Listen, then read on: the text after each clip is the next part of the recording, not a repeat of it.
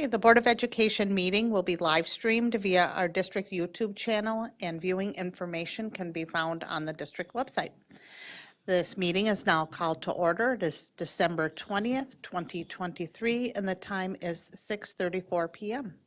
Our mission is to provide a safe and caring climate and culture in which we engage, inspire, educate, prepare, and empower all learners in partnership with their surrounding community to be successful in today's and tomorrow's society.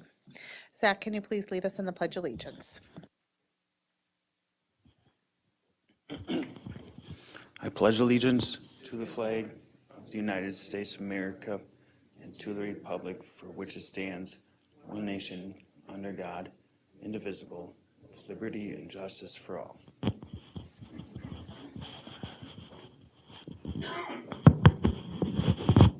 Thank you. And then when you're ready, can you please call roll? The following board members are present at the District Administration Office. Scott Andresen. Here. Natalie Copeland. Here. Al Dahlgren. Here. Zach Dorholt is here. Shannon Haas. Here. Heather Weems. Here. And currently absent is Monica Segura-Swartz. Following cabinet members and staff are present at the District Administration Office. Superintendent Dr. Lori Putnam, Assistant Superintendent of Secondary Education Dr. Jason Harris, Assistant Superintendent of PK5 Education Nikki Hansen, Assistant Superintendent of E12 Education Services Dr. Mike Rivard, Executive Director of Community Education Adam Holm, Executive Director of Finance and Business Services Amy Scalarud, Executive Director of Operations Gary Ganji, Executive Director of Research, Enrollment, and Assessments Don Roper, Media Technicians Paul Novak and Gordy Scott, and Custodian on site is Evan Voss. Thank you. Then I'm looking for a motion to approve tonight's Board of Education meeting agenda. So move. And do I have a second? I have a motion by Scott, a second by Al. Zach, can you call vote again? Heather Weems, Yes. Shannon Haas, Yes. Zach Dorholtz, yes. Al Dahlgren, Yes. Natalie Copeland, Yes. Scott Andresen. Yes. Okay. Then I have the consent agenda. The consent agenda consists of non-controversial items that the board adopts routinely without debate. And a single member may remove an item from the consent agenda by requesting removal at the time the consent agenda is moved for adoption. On tonight's consent agenda, item A, approval of minutes from November 1st, 2023 and November 15th, 2023. Item B, approval of bills and other financial transactions in the grand total amount of $5,920,194.69. Item C, approval of personnel staff changes. Item D, acceptance of grant awards and donations. And item E, bid awards Apollo Area B roof replacement. At this time, does any board member wish to remove an item from the consent agenda? Okay, seeing no removal, can I have a motion to approve tonight's consent agenda? So move. Second. I have a motion by Scott, a second by Natalie. Zach, can you call vote again? Natalie Copeland, Yes. Scott Andresen, Yes. Heather Weems, Yes. Shannon Haas, Yes. Zach Dorholtz, yes. And Al Dahlgren. Yes. Thank you. Moving on to information items tonight. First up, we have the Kennedy School presentation presented tonight by Principal Anna Wilhite. Welcome. Thank you.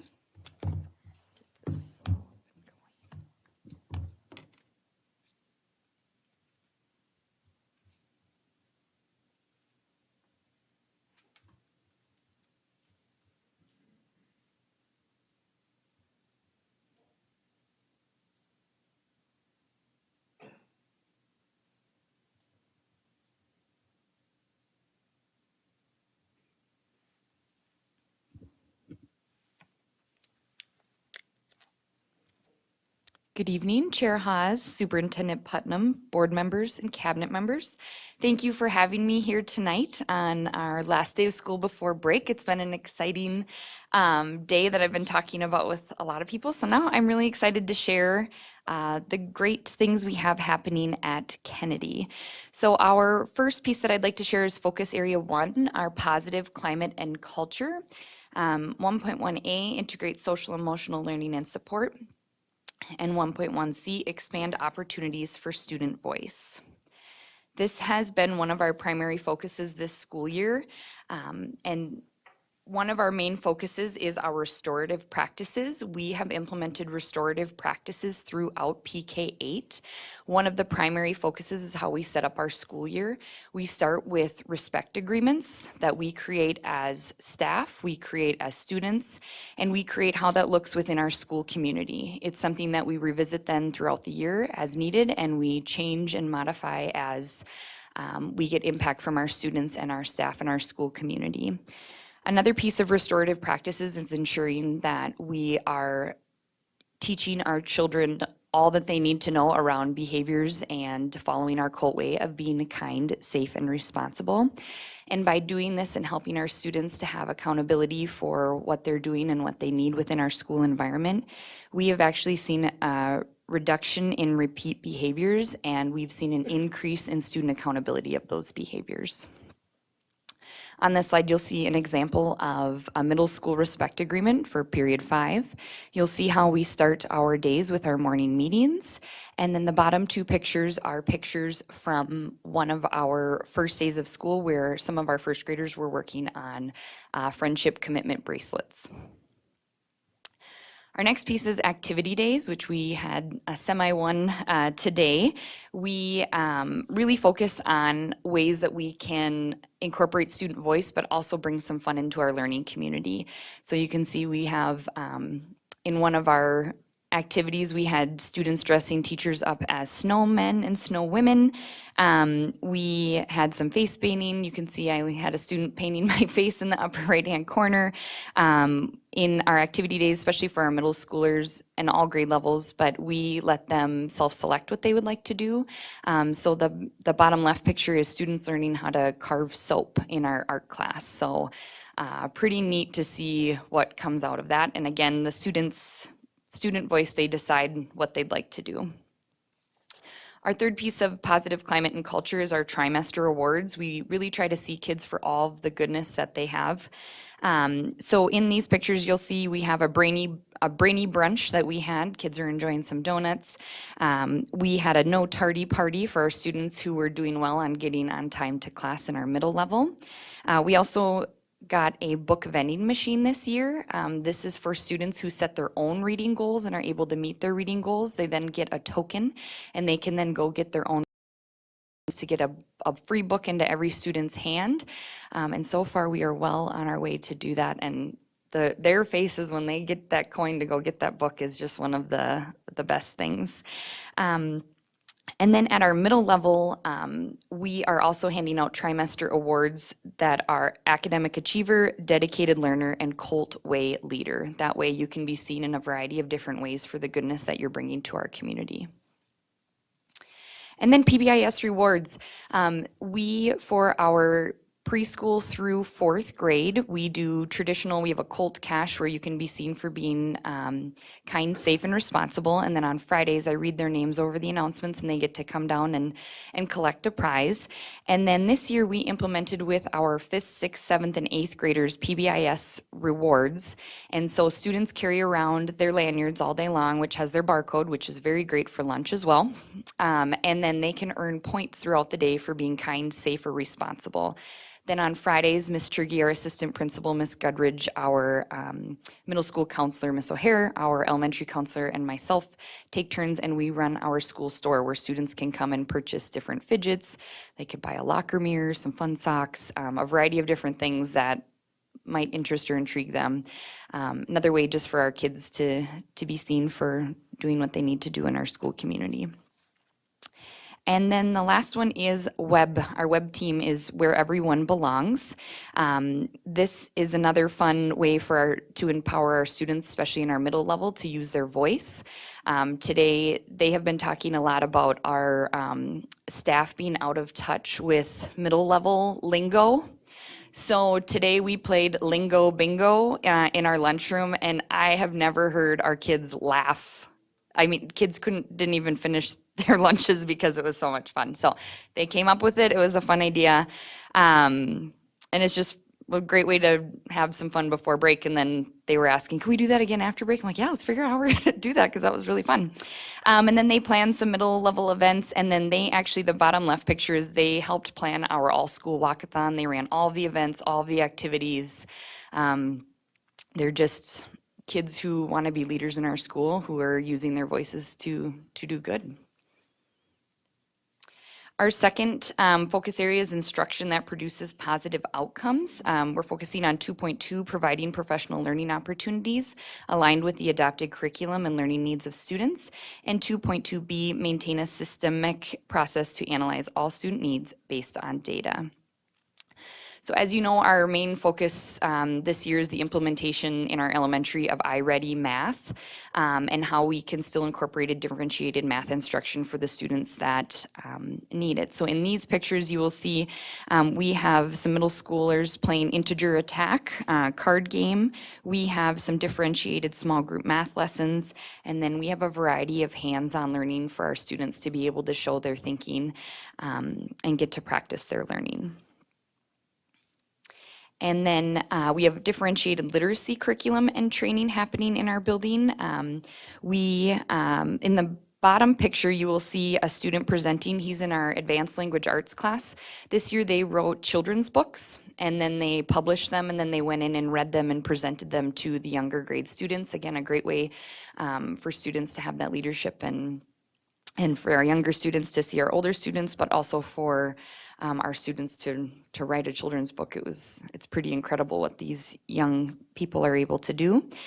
We also have our essentials in kindergarten through third grade this year, our Sunday intervention, which we thankfully can implement K through 8, and we've seen our literacy growth already happening. And then our multilingual supports and projects, that's the upper right-hand picture.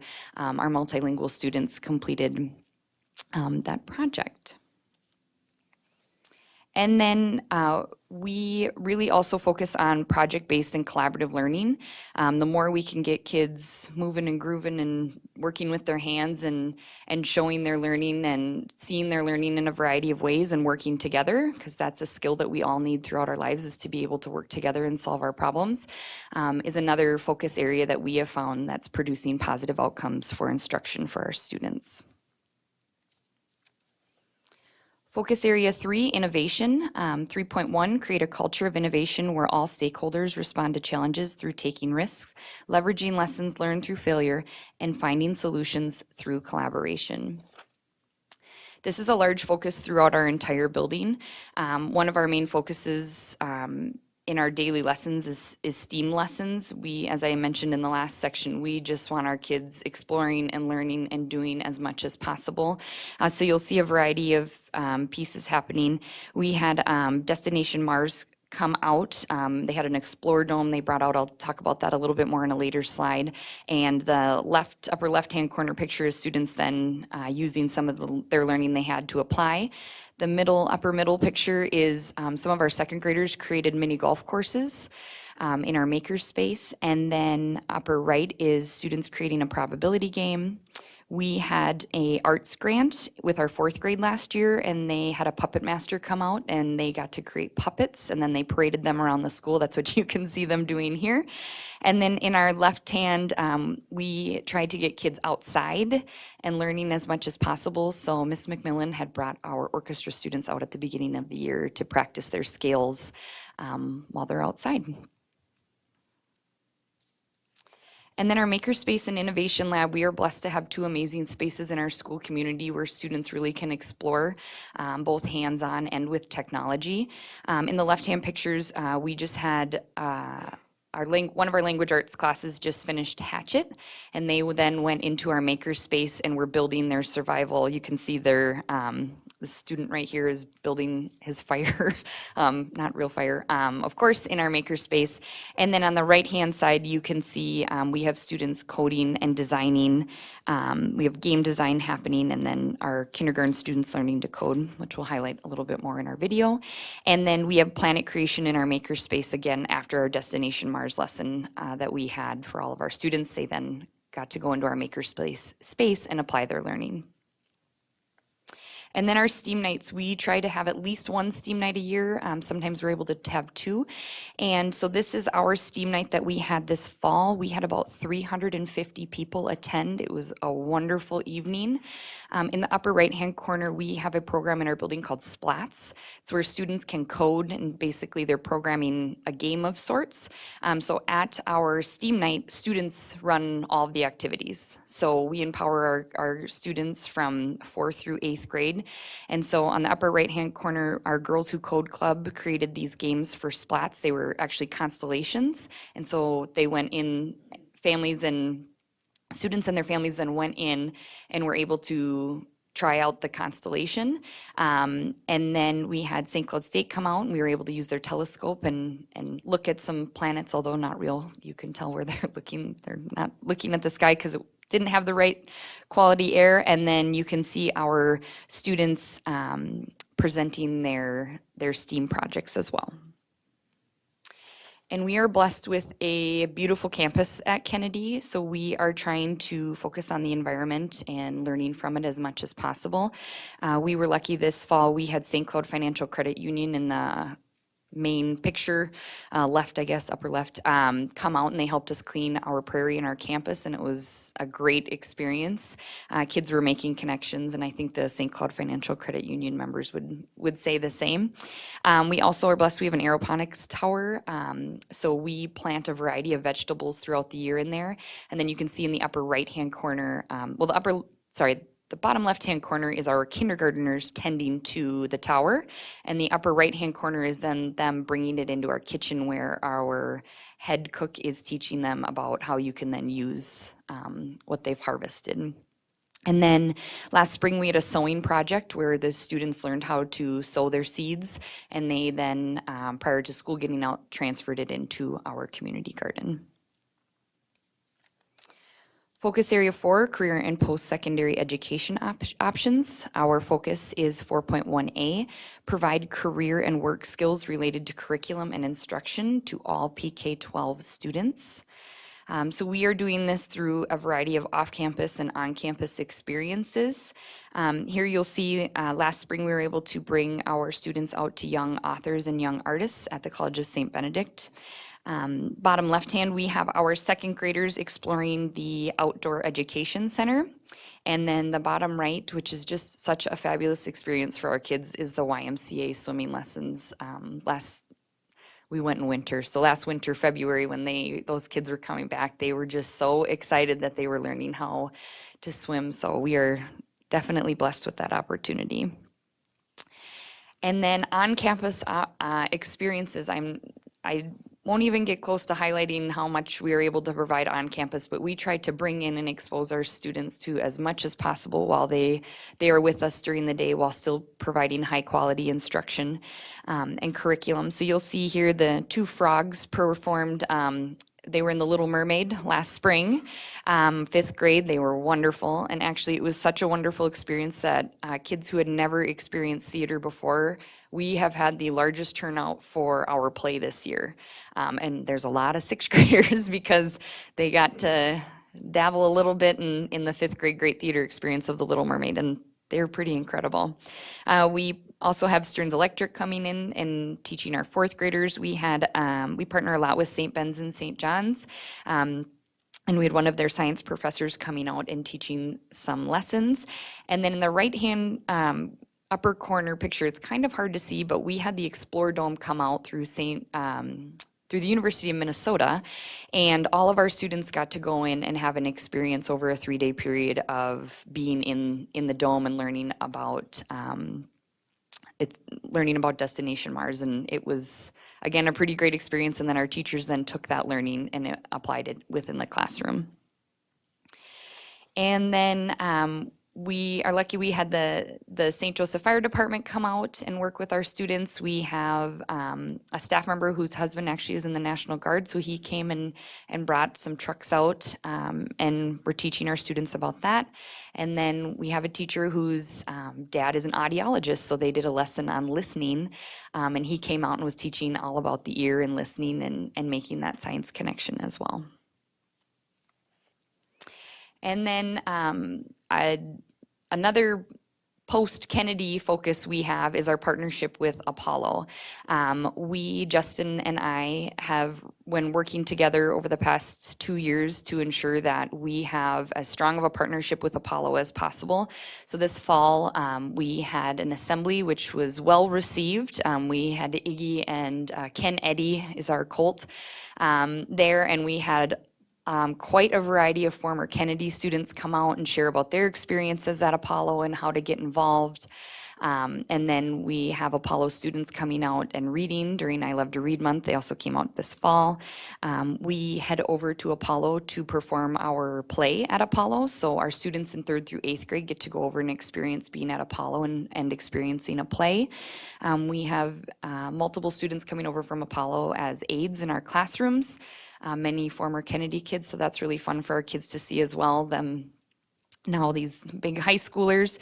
And then they come over and partner with us on our various activity days and walkathon. Pretty much if I call Justin and say, hey, I'd love to have some Apollo kids come over, he's like, okay, let's make it happen. So that's been a wonderful partnership. And then in the spring, we're looking at ways that we can get our 8th graders over to explore music, but then to explore Apollo in a real-time setting during a school day. So our students who are going to be transitioning there in a couple months are ready for high school.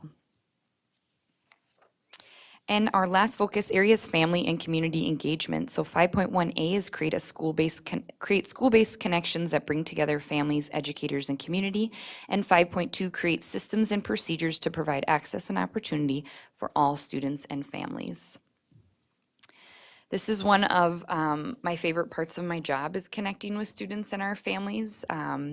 We try to do this in a variety of ways that we will meet all of our families. We know that that's not always 100% successful, but we try to do the best that we can with that. In the upper right-hand corner, every January, we do a fitness fever night where we encourage our families to come out in partnership with us and their students and learn about fitness and health. And that's always fun to see adults turn into hungry hippos and try and collect balls while they're on their stomachs with baskets. In the bottom right-hand corner, we partnered with Huda Ibrahim, and we had a Hoya hour with our Somali moms, and that was just a wonderful night of sharing stories and getting to know each other, and everybody left with a book. And then our bottom left-hand corner was so you can visualize, so you can actually see it, was our STEAM night this fall where we had 350 families or people come out. And then the upper left-hand corner, we had our spring multilingual night where we were sharing about our students in our multilingual program. We also focus on positive family communications. Our goal is that every child will receive a personal communication from their classroom teacher or advisory teacher if they're in middle level at least once a month. We also send weekly newsletters, PK through 8th grade. 6th, 7th, and 8th grade, they send them as a grade level, but it highlights what's actually happening in the building, upcoming assignments, things to work on and look for. We had completed a home language survey at the beginning of the school year to ensure that we are communicating with our families to the best of our abilities. We know that in our Skyward system, it might list a home language as their language, but that might not be their preferred language of communication. So we're trying to bridge gap as well. And then I send a weekly communication out, and we ensure that it's translated in all the languages that are possible for us to translate and share. And last year, we were able to partner with Big Brothers and Big Sisters and St. Ben's and St. John's and implement a Bigs on Campus. So these are two pictures from last year's program. We had 6 students participate. This year, we have 13 students participating in the program. And it's just really wonderful. These would be first generation college students. And for many of our kids, they're just looking for some positive adult connection to see where their future might take them and to have those conversations. So it's been a wonderful partnership and a growing opportunity for our middle schoolers. And they're always 15 minutes early to our office waiting to go on that bus to go over to St. Ben's and St. John's, and they're having the best conversations. So it's producing a positive environment for them as well. And many of these kids are not kids who normally hang out together, so they're also developing that relationship with each other. And as I've mentioned throughout this presentation, we have a pretty strong partnership with St. Ben's and St. John's. We try to collaborate with them as much as possible. We partner with not only practicum and student teaching experiences, we have pedagogy classes that we partner with. We have nutrition students who come into our building, nursing students who are coming into our building. We also try to partner with their fine arts. So last spring, actually Versus Style, if you can see in the upper right-hand corner, we had the opportunity to have them come out free of charge from St. Ben's, and our kid, that whole gym was just moving and grooving and dancing, and they had a great time. It was so great to see that. And then in the bottom left-hand corner, we have a partnership with Country Manor as well. And so we have various people in their community who come over and read with our students and provide some reading interventions as well. So now I would like to present our video. Was an old lady who swallowed a horn of plenty. She could have swallowed 20 horns of plenty. Oh, gracious, all of my favorite autumn vegetables. Imagine students learning and growing through innovation and exploration. About 2 years ago, I ran out of space in my room just to be creative and let the kids make their own creations, imagination. So I went down to the makerspace, and then Miss Nelson came in, and she would always kind of just ping pong ideas back and forth. Then we said, well, how about retelling and using our positional words and left, right, forward, backwards. Got in the coding. So we use Kibo right now in kindergarten to learn just the basics, forward, backwards, left, right, spins. So we start very basic with just how can we build it, what problems do we have, retelling stories that she has read to us. We go into the makerspace and we create and design, and we lay on our bellies and work as a team. And then I also think that they forget that they're learning because they're just in it. And so when we pull that back afterwards, because I'll ask them after the fact, I'll be like, hey, did we learn anything? Or what was the problem and how did we solve it? And then they almost are like, wait a minute, we were working, we were learning, versus we were just creating and having fun. And I think that's so important. And they're doing it just in the moment. To me, that's like life learning. I truly believe that kids need to work with their hands, and they need to be able to communicate with one another, and then they can just explore and they can build with their hands. I feel like it has a deeper meaning to see how they problem solve, or if they shut down, and how we can work on that, like the social emotional part of it. For me, it's just bigger life lessons.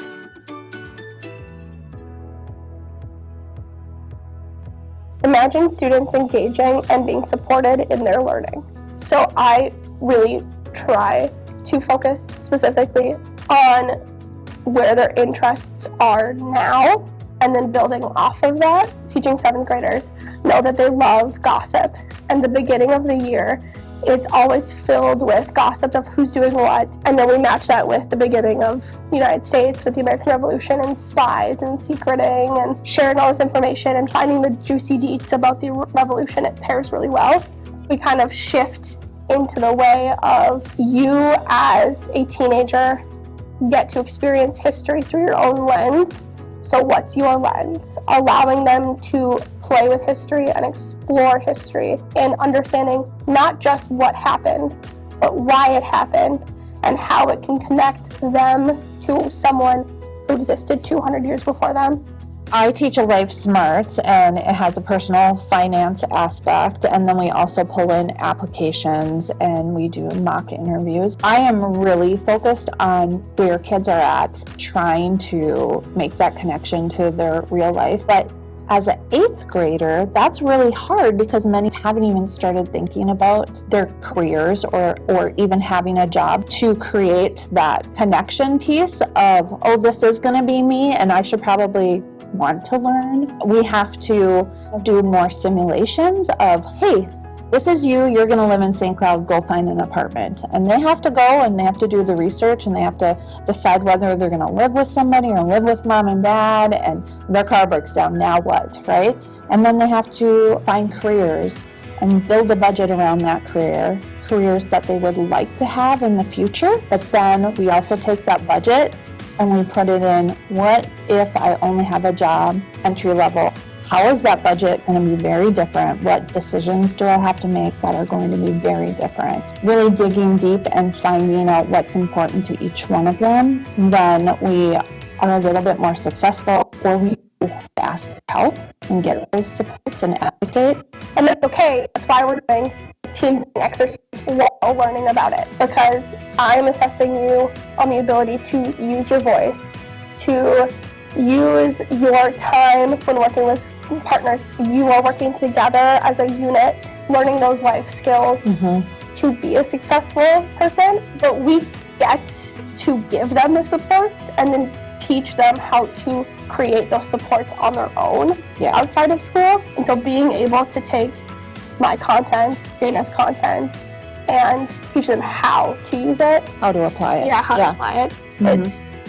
That's kind of the goal. Yeah. Even after your interviews. Mock interviews. Yeah, your mock interviews, we had some students who thought they were going to be so successful, and then they realized they were like absolutely terrified. And some students who, hearing their answers, I was so proud of them. Because one student had said, you know, well, what motivates me? I motivate me. Imagine that. Imagine that.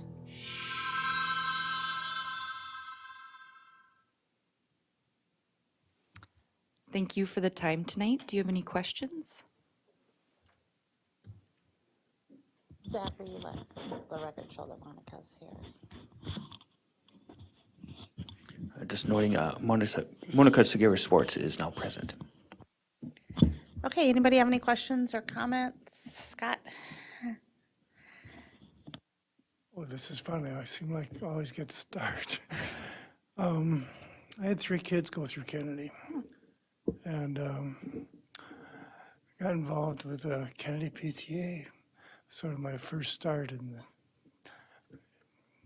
politics, I guess. I was enjoying your video and your presentation very much. Can you tell me about respect agreements?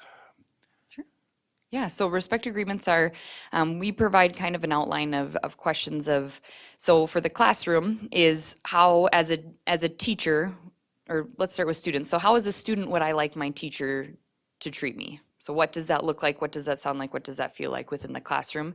Then they decide from student to student, how do they want each other to treat each other within that classroom? What that looks like, what that's gonna sound like, what that's gonna feel like. And then the teacher does that to the students as well. So here's respect that I see in this classroom. What is it going to look like? What is it going to sound like? What is it going to feel like? And then the last one is how is everyone in that space, students and teachers, going to show respect to our school community as a whole? So what would that look like, sound like, and feel like? At the beginning of the school year, we also do that for teacher to teacher, what that looks like. We do it admin to staff. We do staff to admin, and then we do all staff to our school community.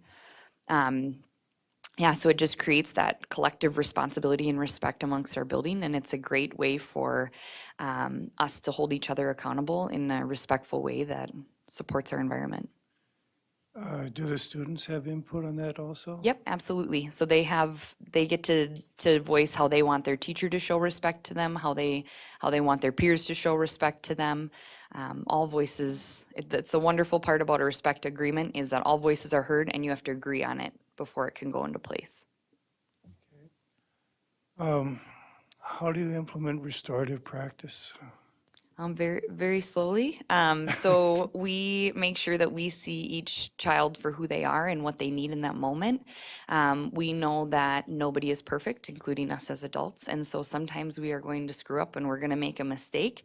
And punitive consequences don't really produce the results of a student learning from that experience. So restorative practices really allow for our students to repair the harm and fix the problem. And it gives them a voice in the process as well, but then it also helps them to take accountability for what they did and how they can fix it for the future to avoid having something like that happen again. We also typically implement, depending on what happens, an accountability project, so students can figure out who they impacted, how it impacted that person or that space, and they then present that accountability project in a variety of ways, and it helps also repair the harm within the community. What is iMath? iReady? iMath. I don't, MATH? I thought I saw it up there on the slide. yeah, so iReady is our new math curriculum that we're implementing this school year. So it's in kindergarten through 5th grade in our building. One of the things that had impressed me was older students working with younger students. You seem to have a partnership with Apollo, but also within your own school.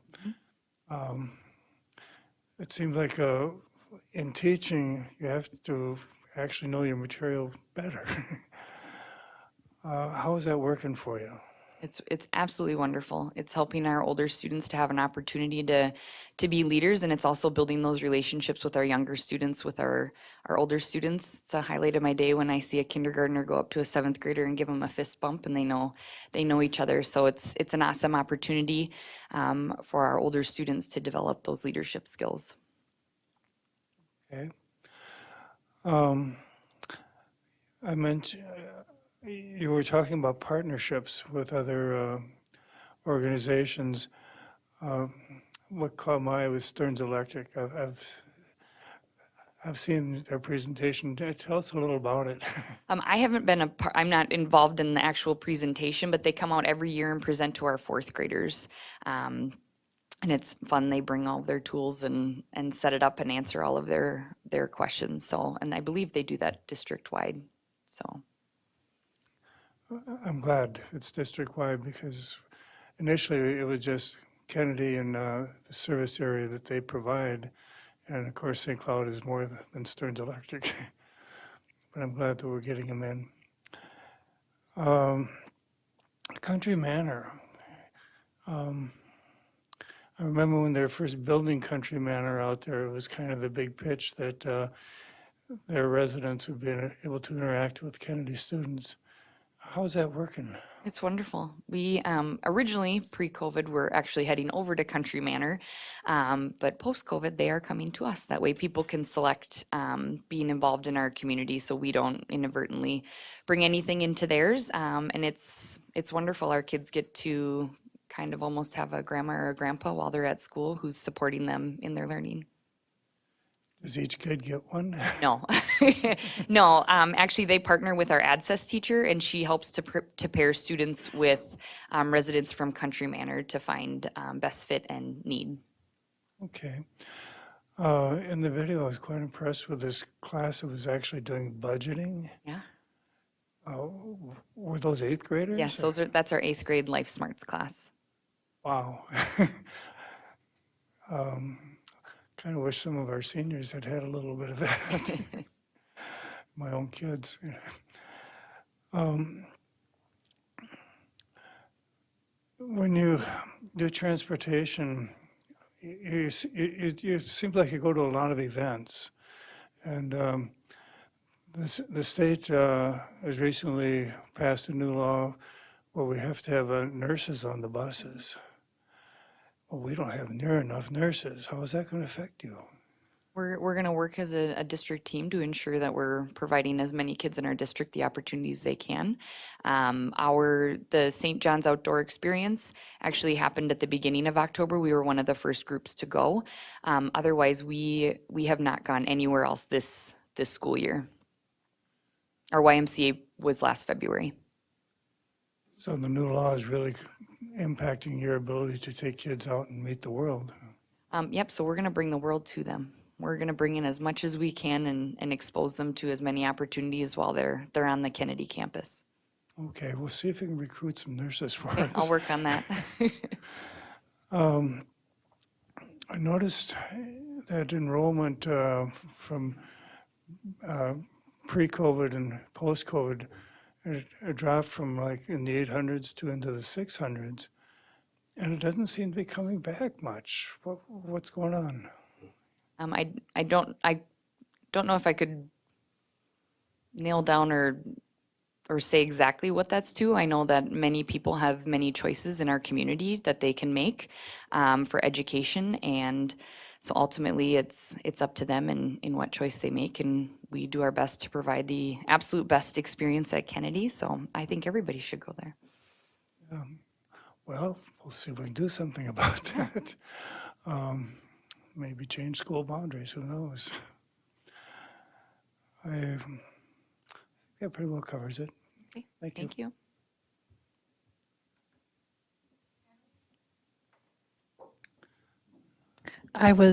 Hi, and thank you, and the video was beautiful.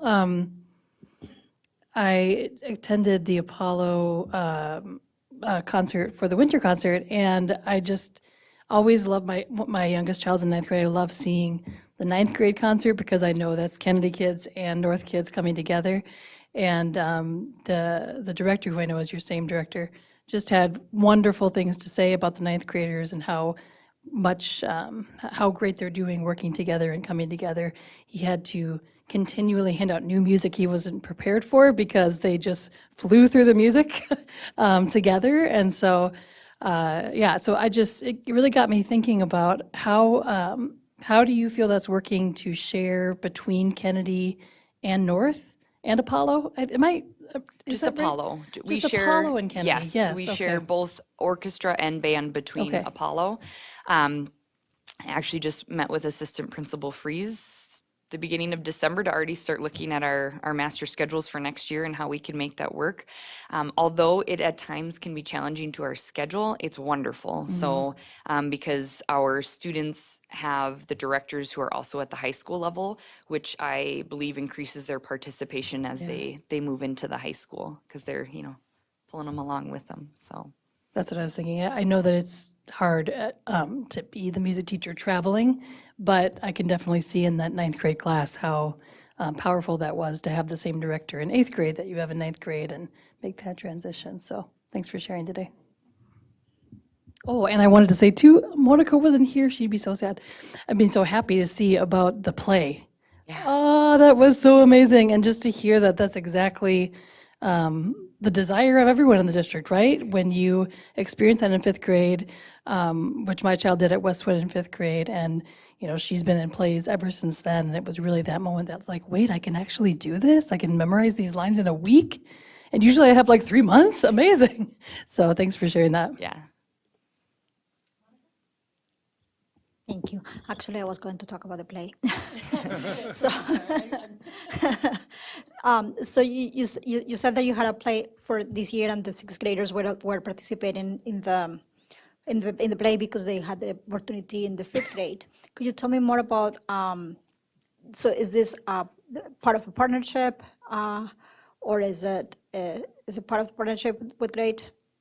And no. Yeah, so our play this year, they actually just auditioned and are starting to practice for the spring play. That's our Kennedy play. And we partner with Apollo to perform the play at Apollo because we don't have a facility to support it, and it gets our kids at Apollo. We are hoping to I submitted my date request. I haven't heard if my date's been approved yet or not. I'm sure I'll hear soon.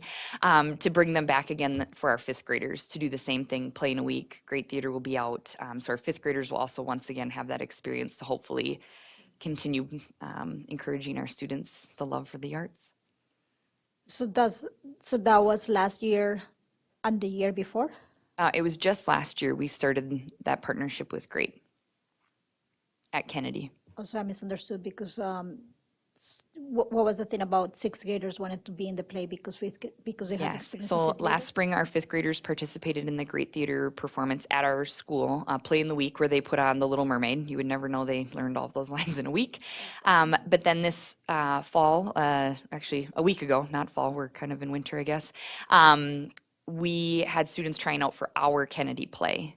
And so we had a great number of those sixth graders come and participate that we haven't seen before. Usually it takes them to get into seventh and eighth grade and get a little more comfortable with the middle level before they start participating in that. So the Great Theater experience was wonderful because it gave kids that realization of this is something I enjoy and I like to do. And Did you everybody hear that?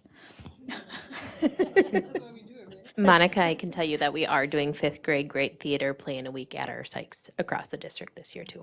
Thank you. Just wanted to make sure that people hear that. The other question that I had was about the partnership with Apollo. Is that a new partnership? Like you said that they're coming every time and then doing the play at Apollo, and Is that new, or that has been for a while there? It's been something that we've been developing. When Justin took on the lead role at Apollo, that was something that he and I met and decided together that we both need to be doing a better job of actively partnering our buildings together. And so that's something that we've been working on the last year and a half since he's been there. And I suppose that part of the goals for the partnership would be to, I don't know, to kind of encourage kids to go to Apollo? Yep, absolutely. So how are you measuring that, or are you planning on measuring that? Or Well, we measure based on the enrollment from our 8th grade class of who enrolls at Apollo each year. so, how are you measuring the impact of your partnership in that enrollment? We are measuring that by how many students are enrolling at Apollo. That's what we're looking at, and how many students are encouraged to attend Apollo and participate in events, and that's what we're using as our measurement. Okay, thank you.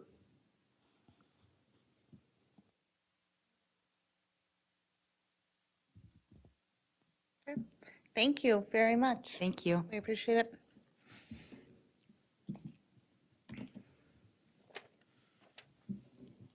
Then we're moving on to our other informational item for tonight. We have the presentation of the final levy certification presented by Amy Scalarud, Executive Director of Finance and Business Services.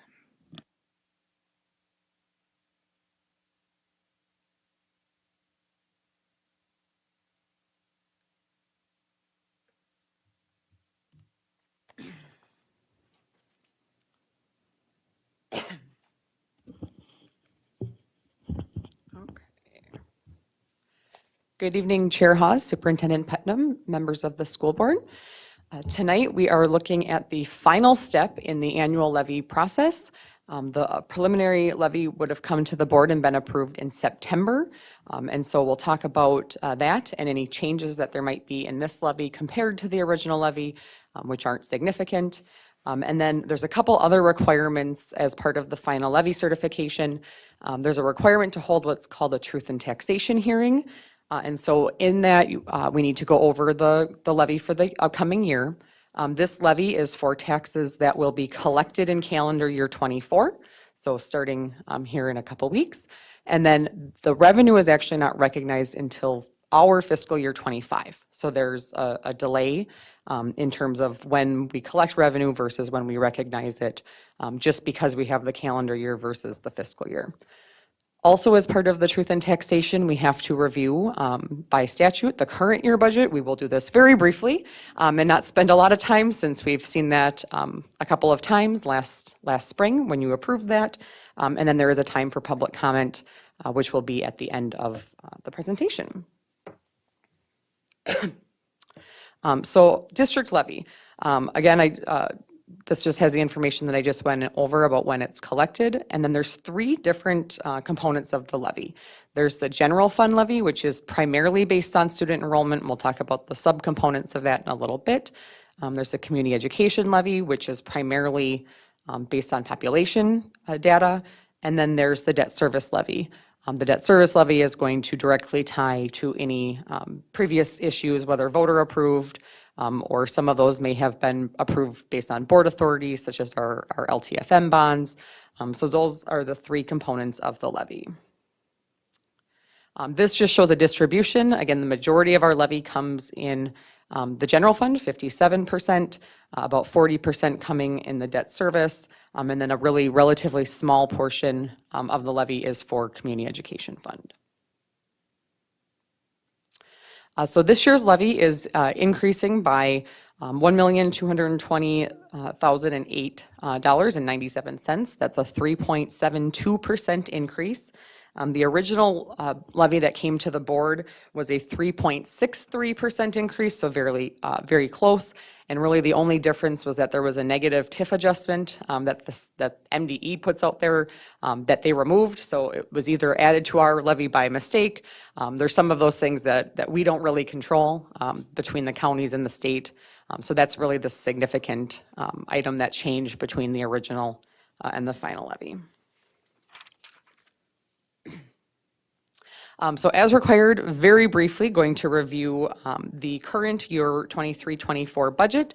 A lot of really small writing, but in summary, in total, we are budgeting 191 million roughly in revenue and about 200 million in expenses. This is all funds combined, and so really the reason for that significantly higher expenditures compared to revenue is the spending down in the capital projects fund of those LTFM bonds that had been issued in a previous year. This shows how that revenue breaks down by source. And so you can see really the vast majority of our revenue comes from state aid at about 68%, with the federal being the next, the property tax being the next largest chunk, but still at 17%, a relatively small portion of the total revenue that the district collects. And then you see federal, the next largest, at 12%, and we know that that's higher than it typically would be because we still have those ESSER funds, the last year of the ESSER funds coming in to the current year budget. When we look at the revenue by fund, again, general fund is the majority of the operations of the district, about 86% of that revenue coming into the general fund. The special revenue funds is about 13 million. That's the combination of food service and community service, and then debt service, relatively small, and you see the tiny sliver of capital projects fund, which is really just a little bit of interest. That's probably going to be a little bit bigger sliver than when we had budgeted because rates have gone up. So we're clearly going to collect more than $15,000 in revenue. We've already exceeded that to date by quite a bit, but we always budget conservatively in the spring until we know when it comes to interest. Expenditures by fund, again, you see that very much mirror that distribution of the revenues, which is how it should be. If you have a balanced budget, your revenues and your expenses should pretty well match each other. Again, with the exception of the capital projects fund that is spending down those bond proceeds from previous years. And then this is just a further breakdown of those general fund expenditures by programmatic category. This is very comparable to the previous year. We tend to have similar distribution in those expenses from year to year. We do have higher operating capital costs right now because some of those one-time ESSER projects that are out there, but really the largest percent coming in those instructional categories.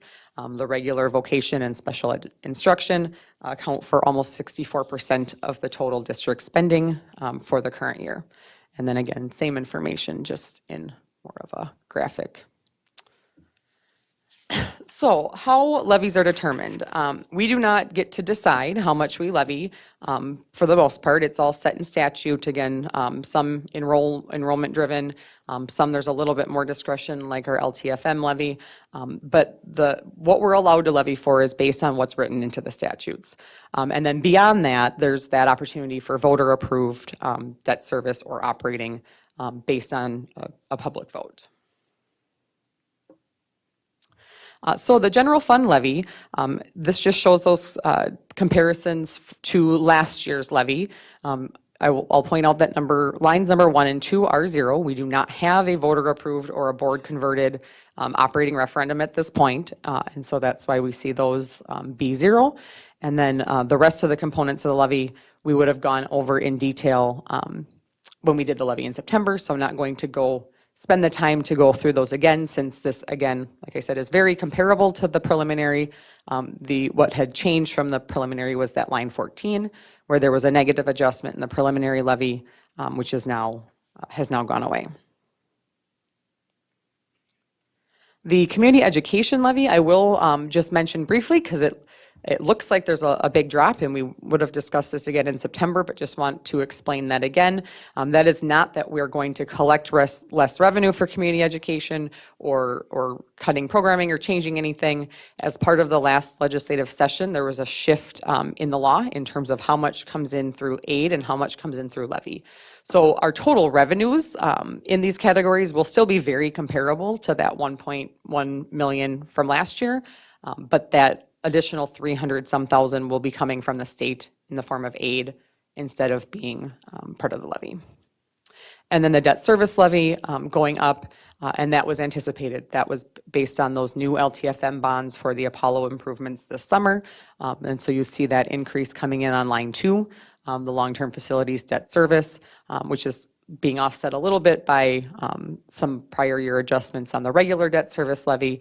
But this is really where a big chunk of that increase is coming as we anticipated. So again, total levy, 3.72% increase. And then this just shows kind of that comparison over years. Again, you can see community ed relatively flat over the years with that little bit of drop. And then we've had increases in the years presented in both general fund and debt service, both of those increases coming from LTFM. We had a number of years where we increased the general fund LTFM levy, that annual pay-as-you-go amount for projects. And then those recent 2 increases in debt service also coming from the debt that was issued for the HVAC projects last summer and the Apollo improvements this summer.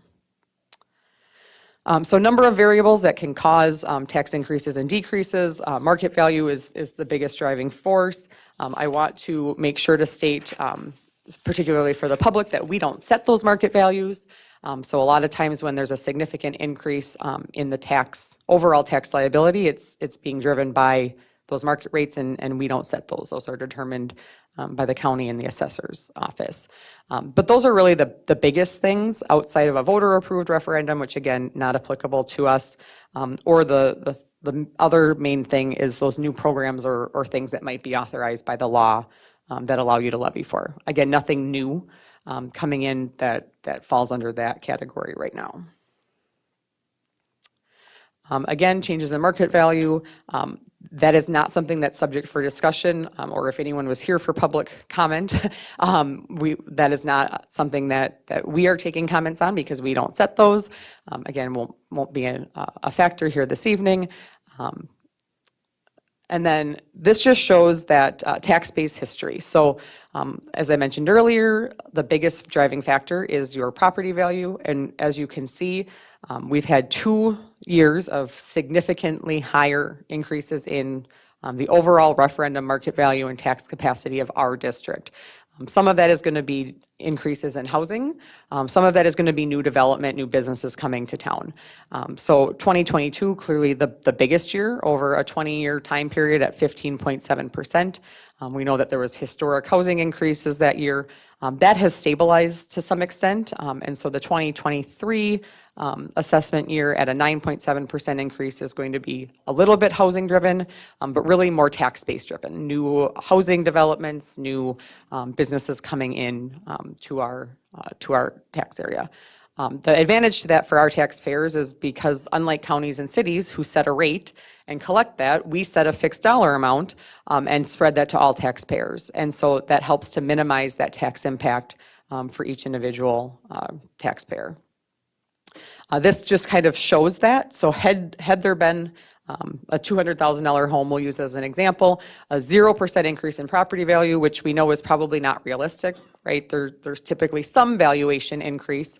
But if an individual person's property did not change in valuation, they would actually see the school portion, again, not their total taxes, but the school portion of their taxes would actually decrease by about 5% or $30 for the year.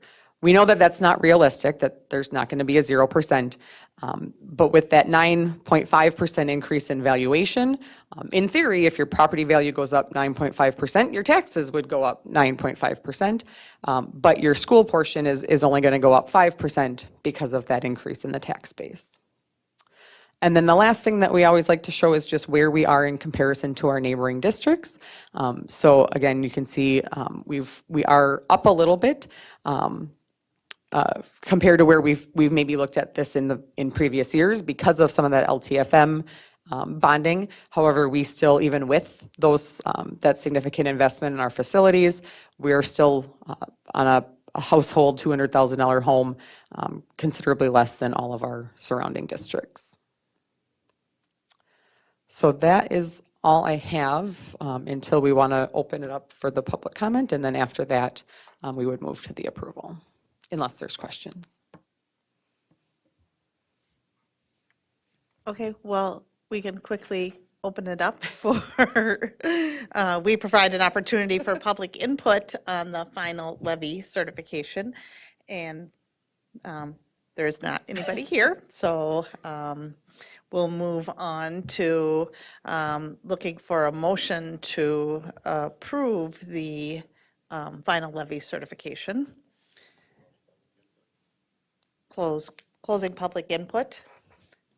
And then looking for a motion to approve the final levy certification.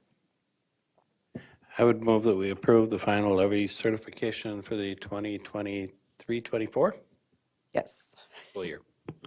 Second.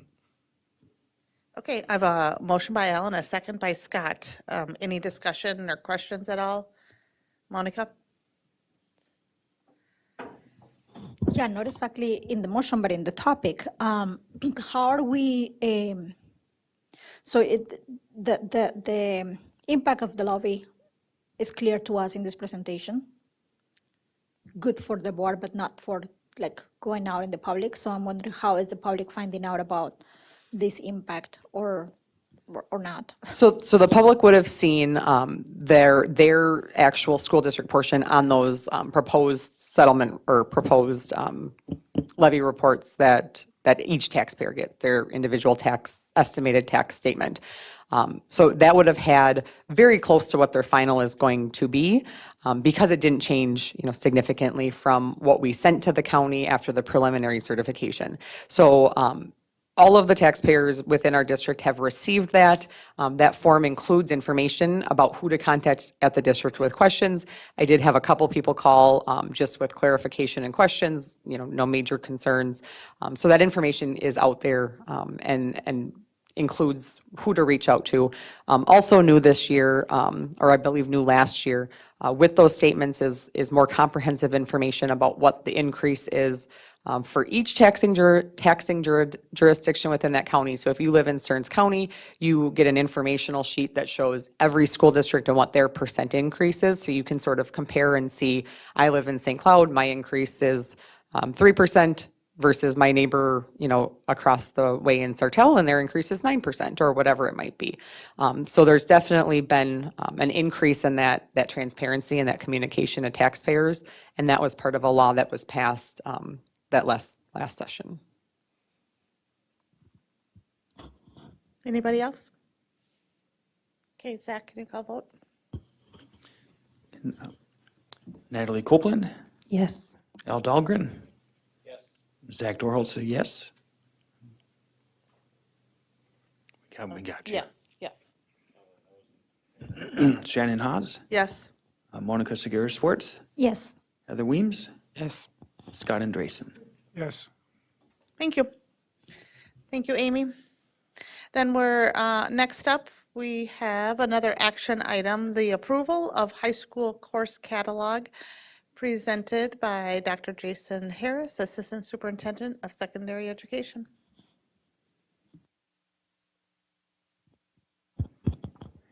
Good evening, Chair Haas. Superintendent just stepped away. Superintendent Putnam, school board members. I can't get on. Amy, I think you're still up on the mirroring screen. Oh, okay, I see it here. Yep, sorry. No, you're fine. It could have been my computer. It's been very finicky.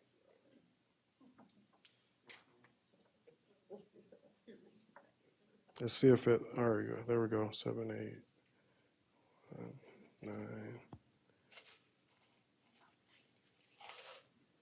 Oh no, it gives me a different code. Look at that. 9, 2, 3. Thank you. There we go. All right. We're going to look for approval towards the high school course catalog for the 24-25 school year. First, I want to thank everybody that took part in this. From Director Avenson, she's out sick right now. She would have been here tonight. So if you're at home getting through all that illness in your family, get well. All the secondary counselors, our directors that took part in this course guide, it was a lot of work. I learned a lot in this process, and it'll be good to share with you all tonight just what we learned and where we're moving around the course catalog. So we'll share with the 24-25 class registration process. That's the process before you even get to looking at the course catalog, and then we'll review the course catalog. This all aligns with our career and post-secondary options, all aligned to our strategic plan and focus.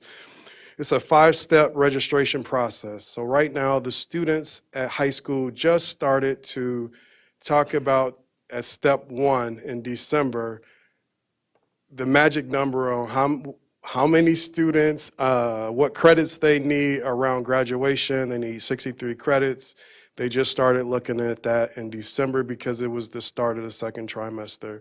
So students got a chance to, trimester 1 is over. Our seniors are starting to think about all their post-secondary options. Juniors are starting to see about, where are my credits? Do I need to recover? And they're all starting to talk about that. They just started about a week ago. And so one of the things in the next step for them is currently right now is, where am I at in my journey around 63 credits? And 9th grade, 10th grade, 11th graders are starting to have this conversation in advisory with their advisory teachers. When we get back from break, it'll be a mass communication. Right now, it's a slow release to the process because it's all students looking at where they are currently right now and where they are towards those 63 credits.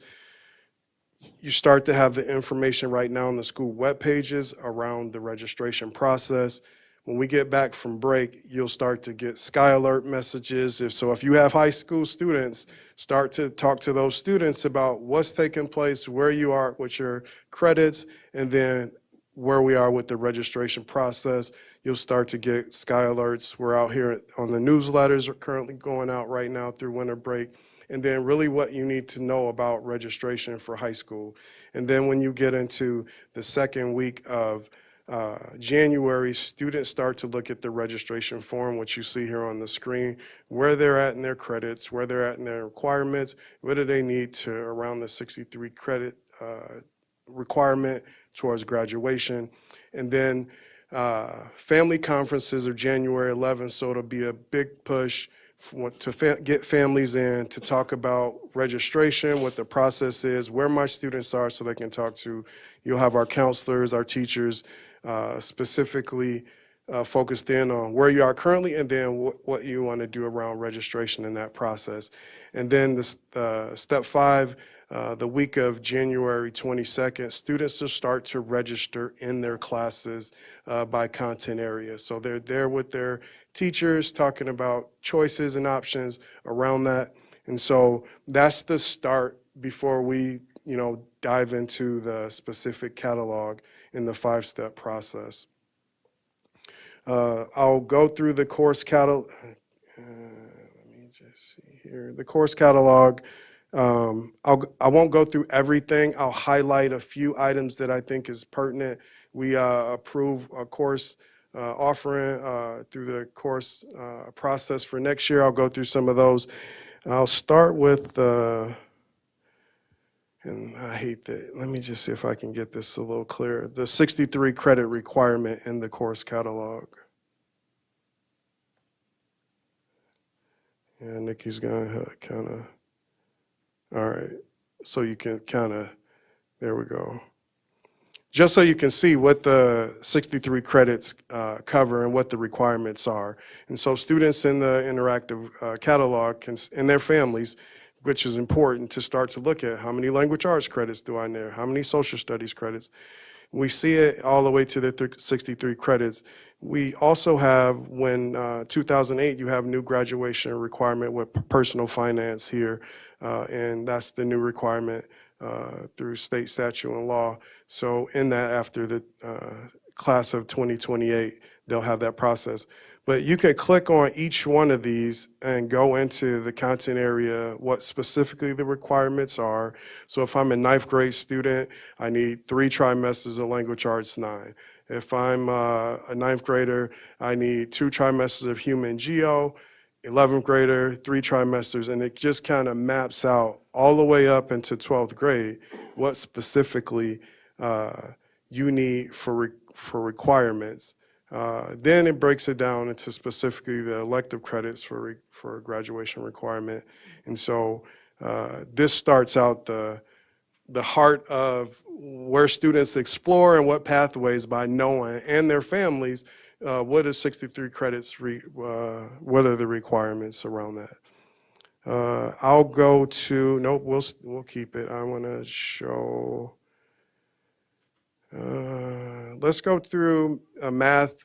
So if I'm a ninth grader and I want to see the track that I need to graduate from high school in math, you need 9 credits. The requirement courses for around that, probability, statistics, geometry, and algebra 2.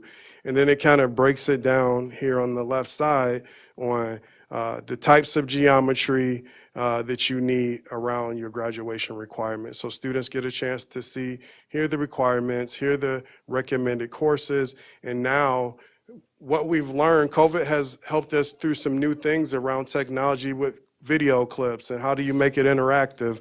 I'll just show a quick, so here's the pathway, specifically when I start out in 9th grade, right? You need to visually see this. Here it is, visually laid out, starting with Algebra 1, all the way going through to college algebra, AP statistics, and then finishing out with your Algebra 2 requirement. So it's just a good visual for families to know, here's the process around our math requirements that you'll need specifically towards our requirements. I'll just show a quick video clip of a geometry, just the visual from a teacher. Geometry is right for you. Following completion of intermediate algebra, your next level is to complete a geometry course. So we have 3 options: geometry, geometry and construction, or advanced geometry. Our geometry course is a traditional approach to geometry standards, which will help prepare you for the next level of math, which is Algebra 2. Geometry and construction, it incorporates 2 class periods. One will be a geometry class period for math credit, and one will be a construction class period for elective credit. So the first period you will learn geometry, and the second period you'll connect and apply math to construction projects. We recommend geometry and construction for those interested in a trades career. Our third option is advanced geometry. So this is, again, a traditional approach to geometry standards, but it will be at a faster pace to help better prepare you for advanced Algebra 2 and pre-calculus. This is highly recommended for those planning on 4-year college and STEM, science, technology, engineering, or math careers. So that's just a quick. Which geometry is right for you? Following Well, if I was back in when I was coming up, I probably would have looked at the applied geometry, right? Because it was hands-on.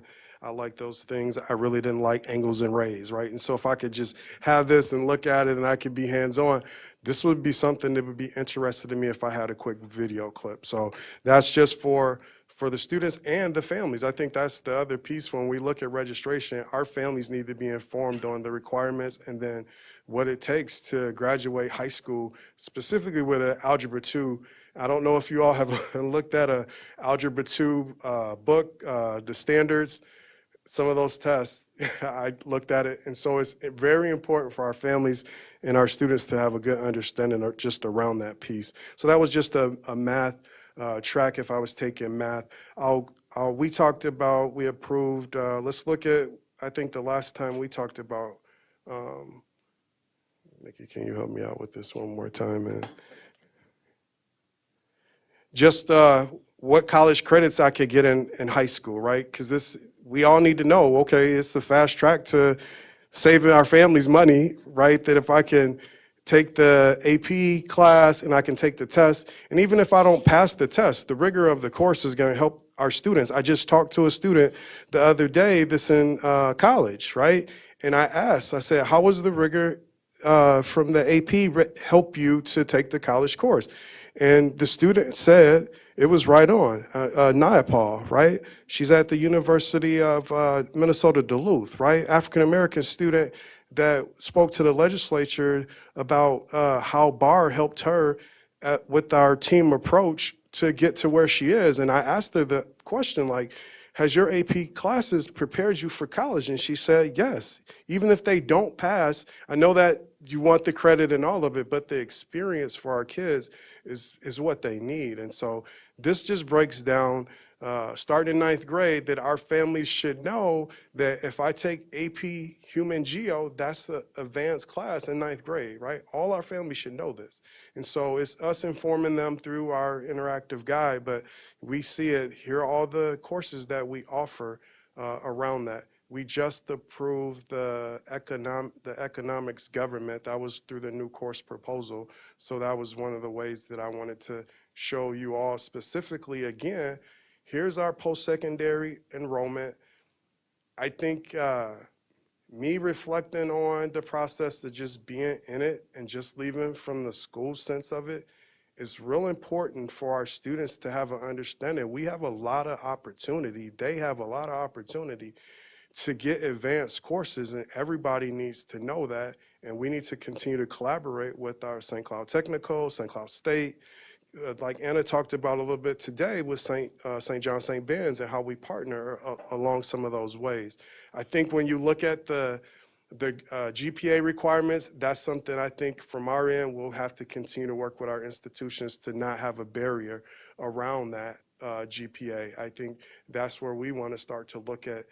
You're putting up roadblocks now when you start to say, hey, all right, this is 3.5, and we've seen other universities not within our area that don't have that barrier, because we want kids to have multiple opportunities through these pathways that we can offer our students. And so it just kind of in the schools, otherwise known as our Huskies in the schools, the kids have an opportunity at St. Cloud State, and then specifically the availability through CSI and see what we offer. I think when you look at it across our other school districts, we get very good opportunities for kids.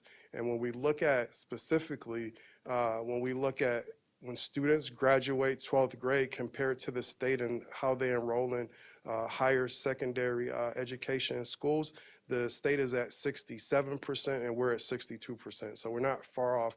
I think we need to continue to help articulate what we have.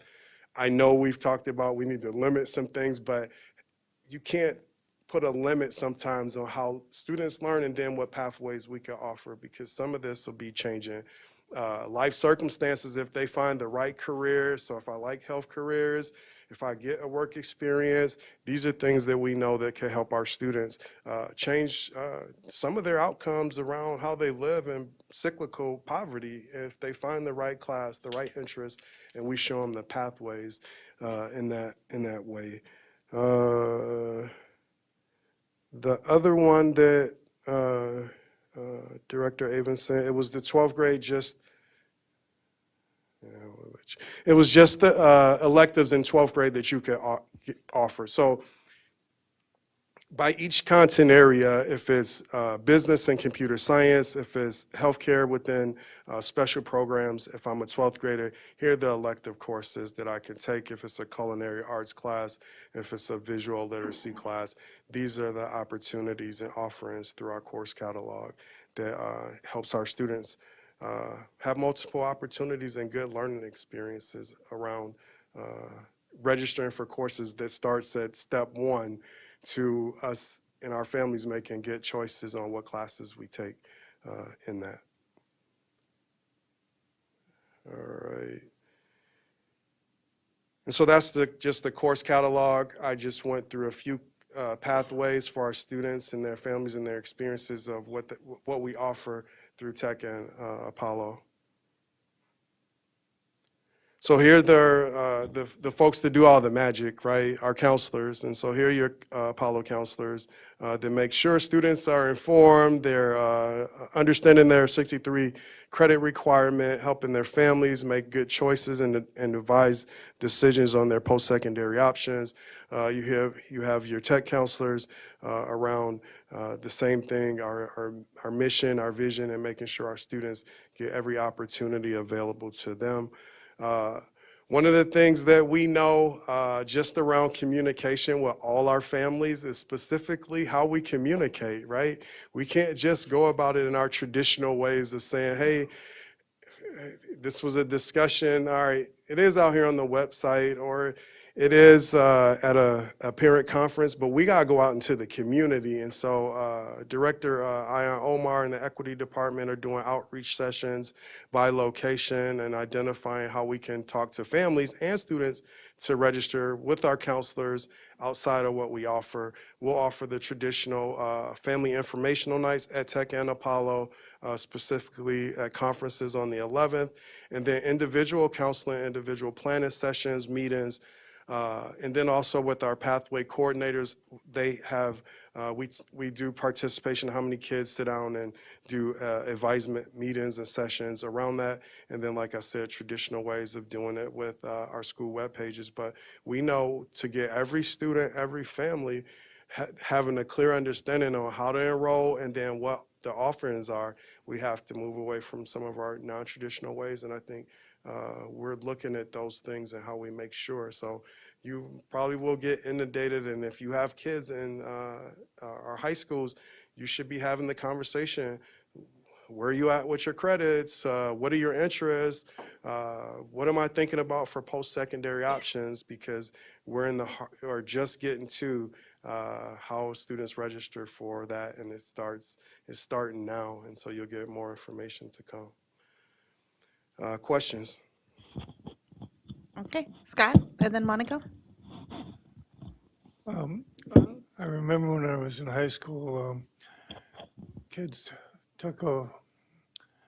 tried to avoid the AP classes because they were tougher with lower the grade point average. Has that been changed? Is there some sort of offset on that? Yeah, I think one of the things we just looked at is potential of students, right? And as a teacher and an instructor, if I'm in your math class and I see something in you to say, hey, you might want to try this AP course, right? Or you might want to take this advanced class. I think it starts with the teacher and really identifying and seeing strengths in students. And then the students exploring what I like, right? If I go to class, how do I tap into that piece that I might find math? It might all be a fixed mindset in math, but if you say, Scott, you're my teacher, Jason, hey, I see something in you, you should take that class. We don't have any barriers in high school to taking AP courses.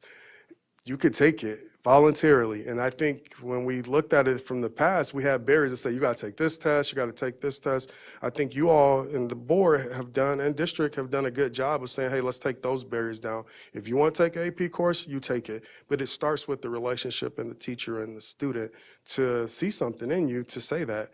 What we found out though, with certain students, and I'll say our students of color, if I don't start out in the advanced track and I'm there alone, I feel alone.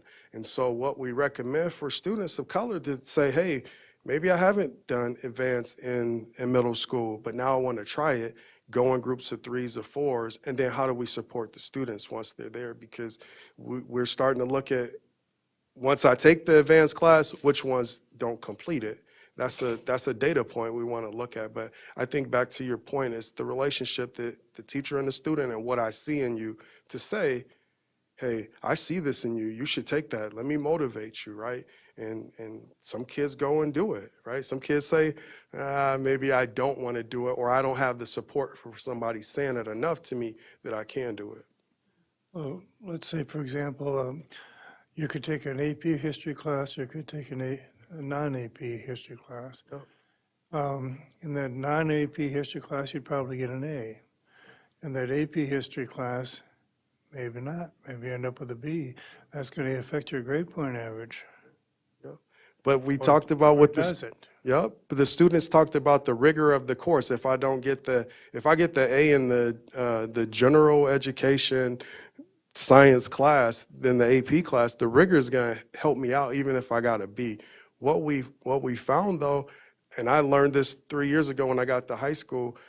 So just say I take the general science class and I have the ability. Some kids work, they're in activities, and they don't want the load of taking AP.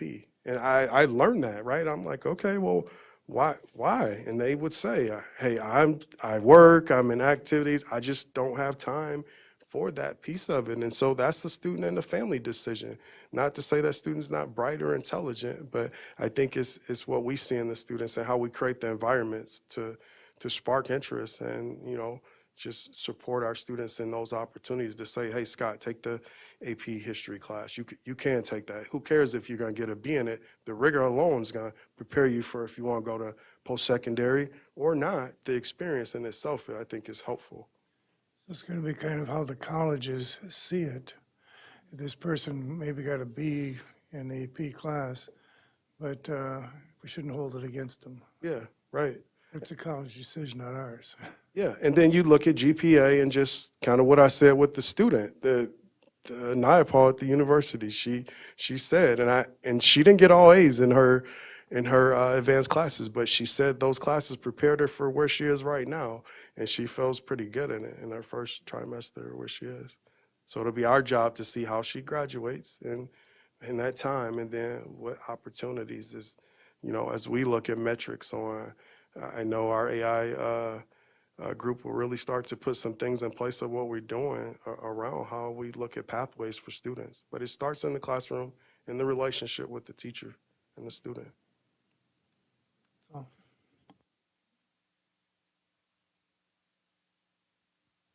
Thank you, Jason. I really like the website. So is that new? No, the interactive catalog started last year, right? And one of the things, and thank you all the folks that prepared it last year. I think this year we start to drill down more on how's this being communicated? What are the offerings? What does 63 credits look like?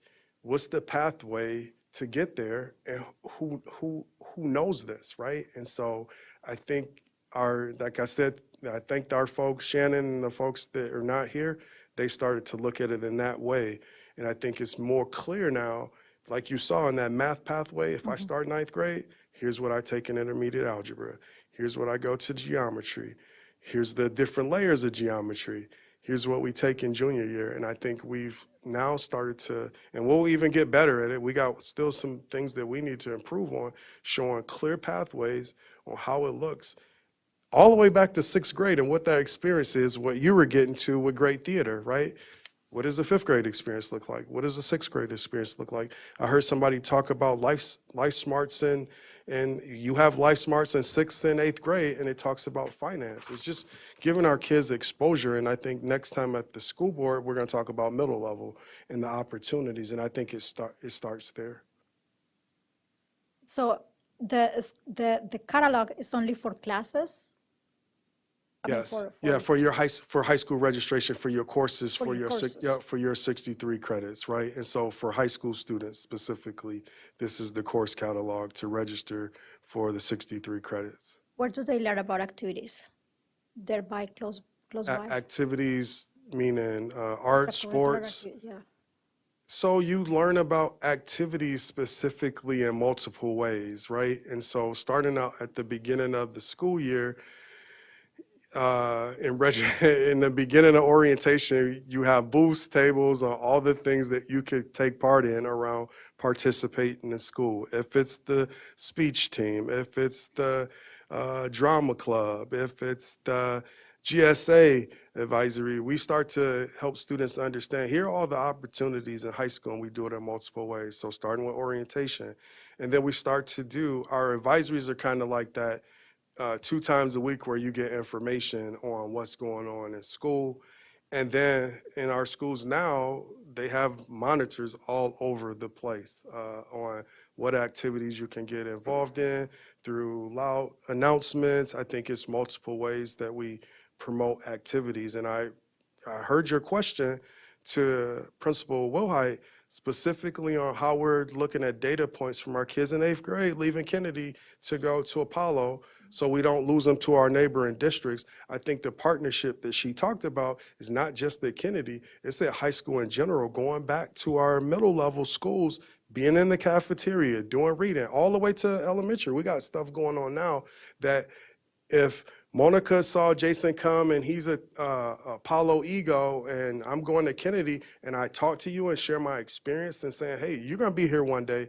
I think it only helps us when we look at participation around activities, right? Because that's the next step in what we look at of how kids get a well-rounded education and what you're getting to, not just the academic piece.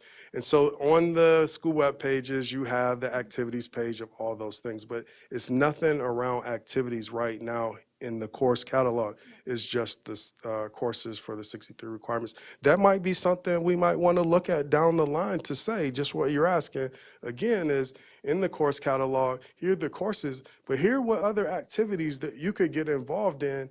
And we should look at how you could get some type of credit for that. If I could go and be a leader at the Boys and Girls Club, or if I could do some of those things, I just think that helps our students in their experience. And so nothing around activities in the catalog, but I think that's something that we might want to look at in the future to give kids exposure to it.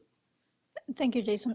It made me think a little bit when you were talking now about the encouraging the kids to go maybe to be with their peers to go into a specific course and how that support goes there and how that conversation, I mean, that when I was listening to you about that support and everything, so it just sounded like you were talking a little bit more as a whole student, a whole person.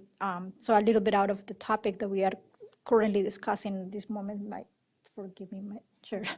So I am interested in learning more about that. I'm not sure when is that coming into any agenda item, because it just seems like it is outside, a little bit outside of the regular topics that we have, and not for you to really tell me more about it right now.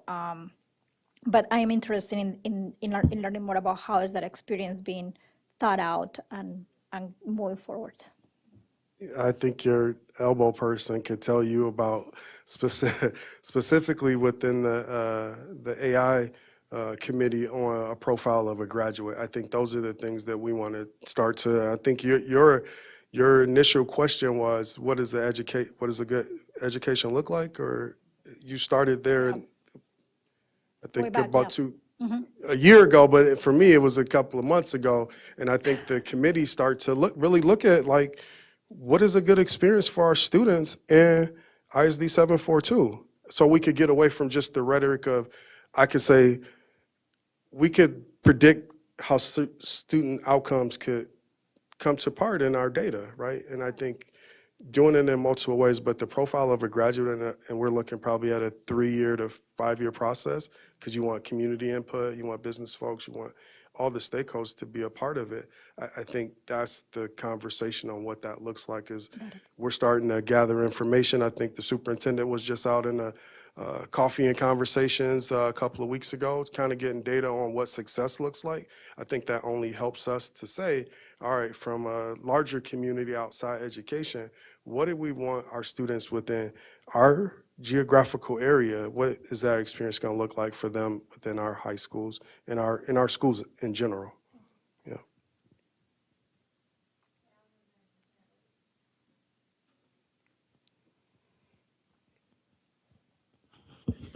There's a lot of really interesting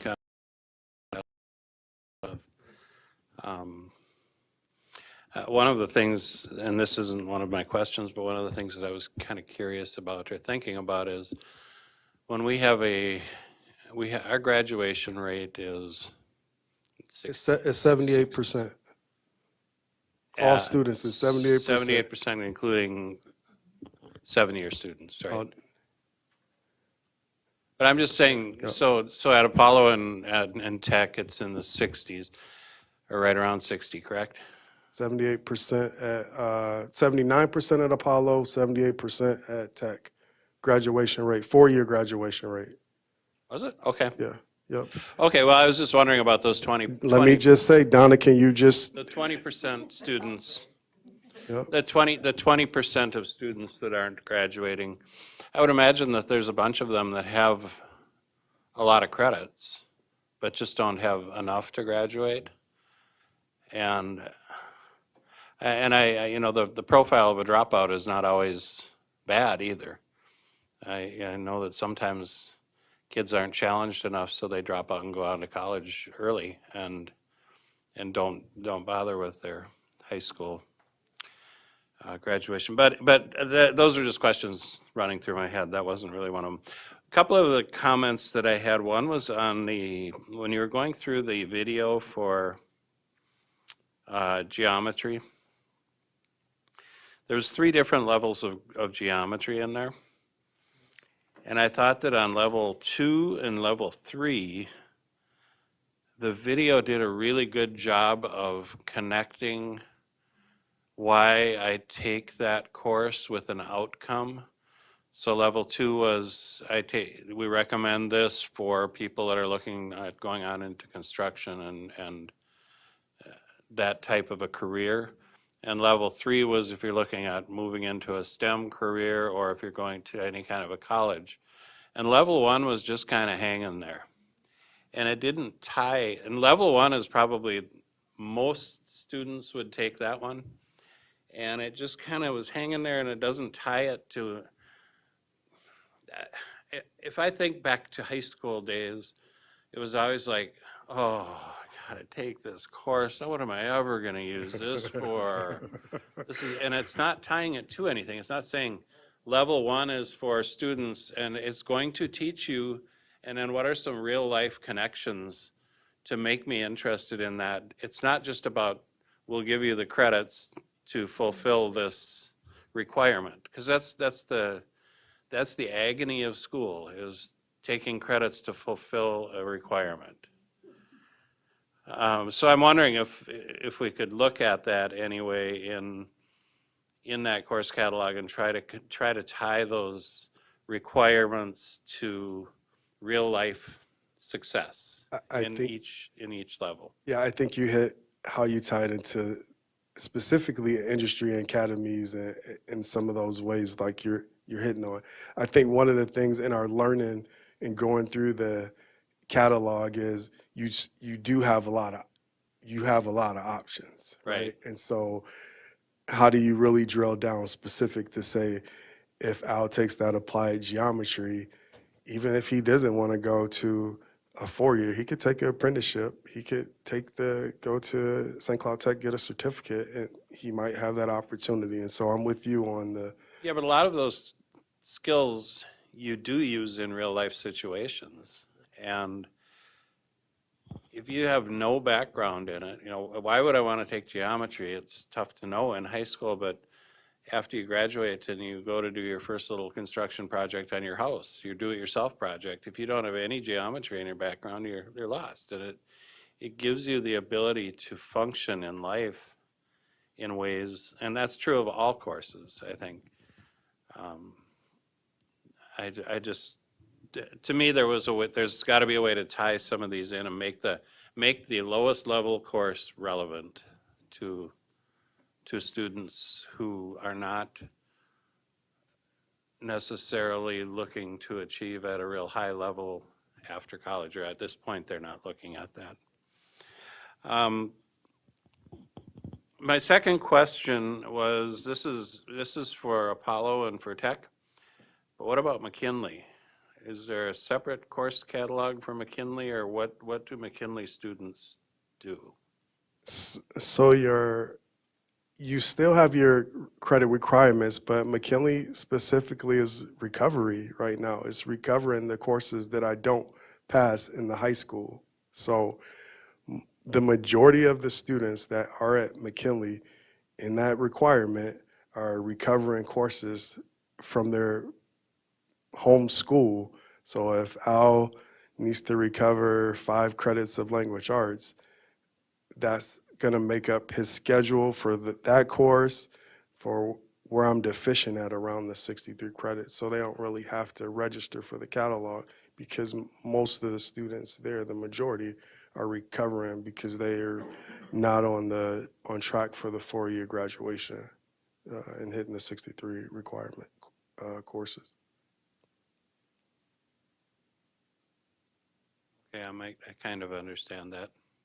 You're saying that they don't register for courses when they go there. They're recovering from the courses. So they're required to take right. So you're basically placed. Your schedule is already kind of determined on what credits you need to recover. Okay. But would the courses be similar in content, or? are Yeah, so they- you have your core courses, your language arts, your math, all the core courses. Then you have some electives around your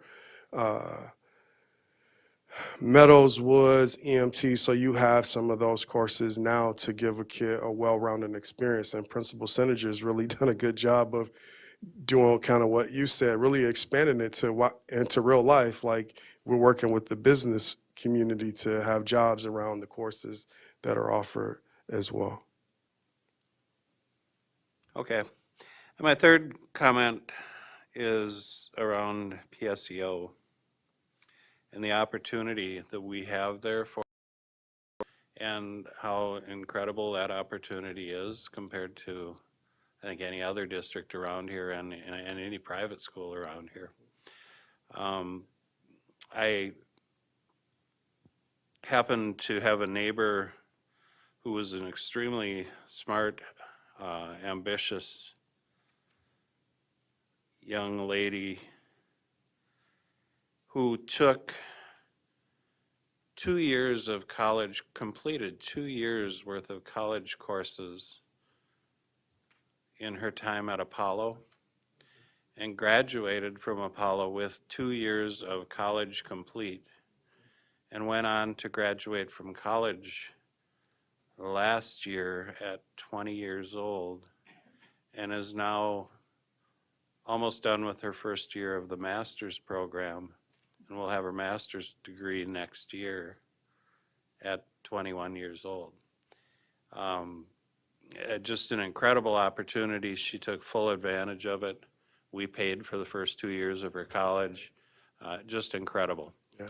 And then I have another one of her friends who worked for me and works for me. I just talked to in the last couple days, and she took some courses. She was ahead. She'll be graduating at the end of this year, which is her third year from college. Not planning to go on to a master's program, but graduating. So, and again, essentially got a full year of college paid for.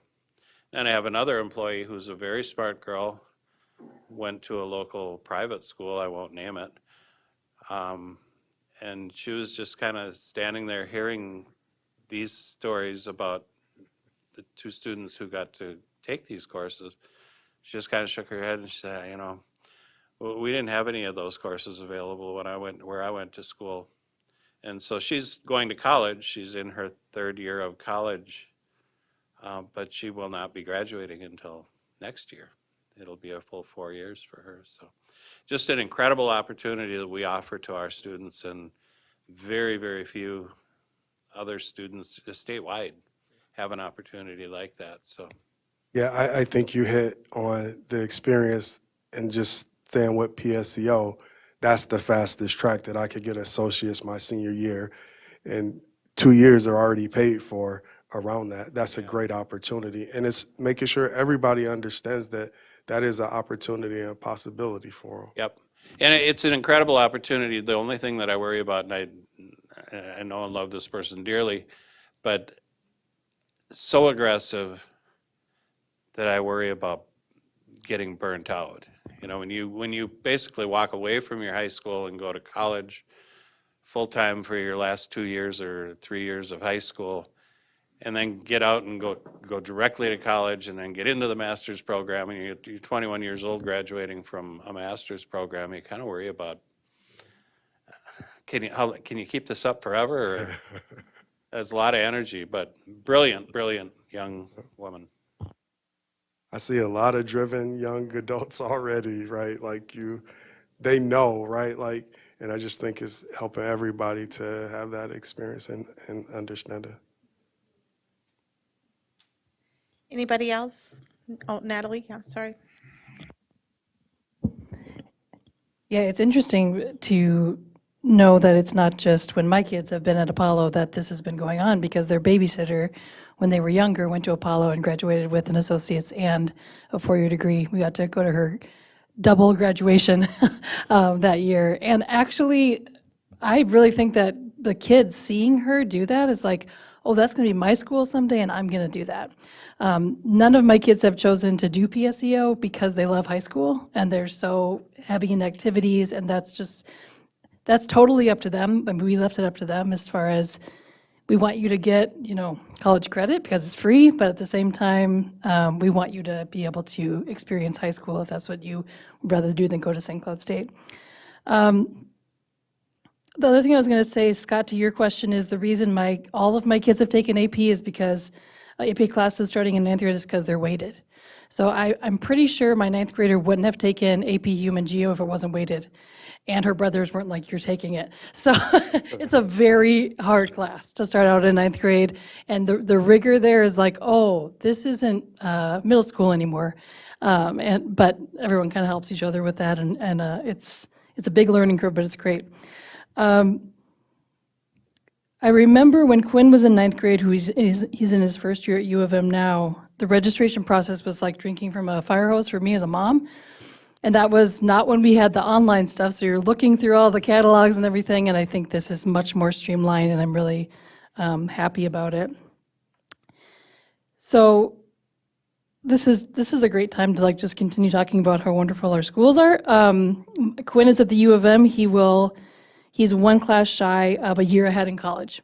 And that's all AP and one college in the schools class. So, and he didn't, he didn't get all A's in his AP class, but what he said to me when he came home yesterday from college, he was like, I'm more prepared. He took all 1,000 level classes this time. I'm more prepared than some of my other students, writing wise, and just the rigor that I experienced in high school was more than some of my friends that are in my classes are, and they're having a harder time. So that was really cool to hear. I want to shout out to Apollo counselors, specifically Rick Larson. Quinn would always say, it doesn't matter none of my kids have had Rick Larson for the counselor, but Rick Larson knows everybody apparently in the school, and really knows the kids and then encourage them specifically in what they love to do. So I should do one of those shout outs to him real quick, but here's the public one. A couple more things. One thing I was going to also say is that it's really true what you said, Jason, that the advanced journey starts in middle school or even before that. And I think looking at what's happening in our middle schools will really be the key to that bridge of who takes AP in 9th grade and who doesn't. So I'm excited for that discussion. I think that's all I have, actually. So I always am pro 742 when it comes to this discussion, and break up and down to all of the world about the offerings that we have for our kids and that they're accessible to everyone. So thank you. Okay, anybody else? All right, so the administration look for approval for the 24-25 course catalog. Okay, do I have a motion? I have a motion by Scott, a second by Natalie. Zach, can you call vote? That's, Heather Weems, Yes. Monica Seguer-Schwartz, Yes. Shannon Haas, Yes. Zach Dorholz, yes. Al Dahlgren, Yes. Natalie Copeland. Yes. Scott Andresen. Yes. Okay, thank you. And next up, another action item, we have approval of tentative agreements. And joining us tonight is Gary Ganchi, Executive Director of Operations.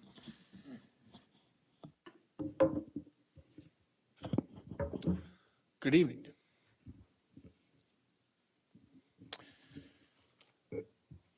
This evening, we bring forward to you a tentative agreement with the St. Cloud Principals Association. The SCPA is a bargaining unit representing 29 principals and assistant principals. The two-year contract includes, in year one, steps for eligible principals, increase to the salary schedule by $2,725 on all cells, and increase lane A on the salary schedule by an additional $2,000. And lane A is the lane with the high school principals. In year two of the contract, steps for all eligible principals, increase salary schedule by $1,000 on all cells, eliminate step two, and then move the longevity start to year 6 from year 7, and that would align with the elimination of step 2.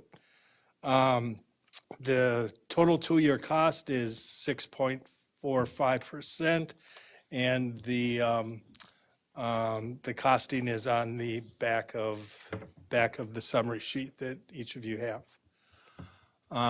This evening, we are requesting approval of this 2-year contract. Looking for a motion, or anybody have any questions or comments? I move to approve. Okay, I have a motion by Monica. Do I have a second? Second. And a second by Natalie. Any discussion at all or questions? Okay, Zach, can you please call vote? Shannon Haas, Yes. Zach Torholz, yes. Al Dahlgren, Yes. Natalie Copeland, Yes. Scott Andresen, Yes. Heather Weems, Yes. Monica Shigera Schwartz. Yes. All right, thanks, Gary. Next, we have a second reading for proposed revised board policy 601, school district curriculum and instruction goals. And presenting tonight is Dr. Mike Rivard, Assistant Superintendent of E12 Education Services.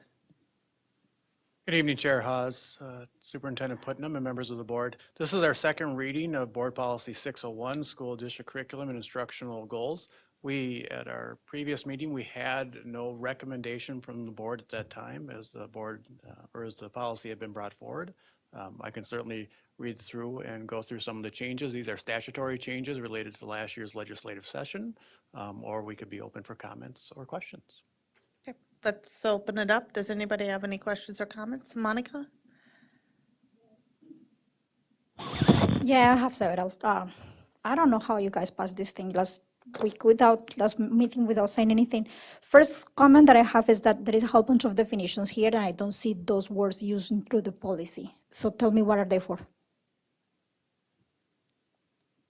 Sorry, I'm just saying you weren't here last week, so when we went over this. Okay, so say your question again. So there are a lot of words that are defined in the definition section that I don't see used through the policy. So what are they for? So the definitions are included as it relates to Minnesota Statute 120B.11. And as you look down, as I look at the policy and reflect with our Board Development Committee, I come back to what the purpose of the policy is in establishing broad curriculum parameters. And then as I review and go down and note the number of highlighted new definitions for certain vocabulary that's now included in the policy, I would bring the board down to this area right here that relates to, forgive me, our long-term strategic planning that talks about now we must be adopting a comprehensive long-term strategic plan, which our district has been doing for many years. And other districts may not have because the previous language said shall, and now under statute, we must do this. But within that, it now outlines what effective educational practices mean. And within that, I believe, is where some of the definitions come out and live.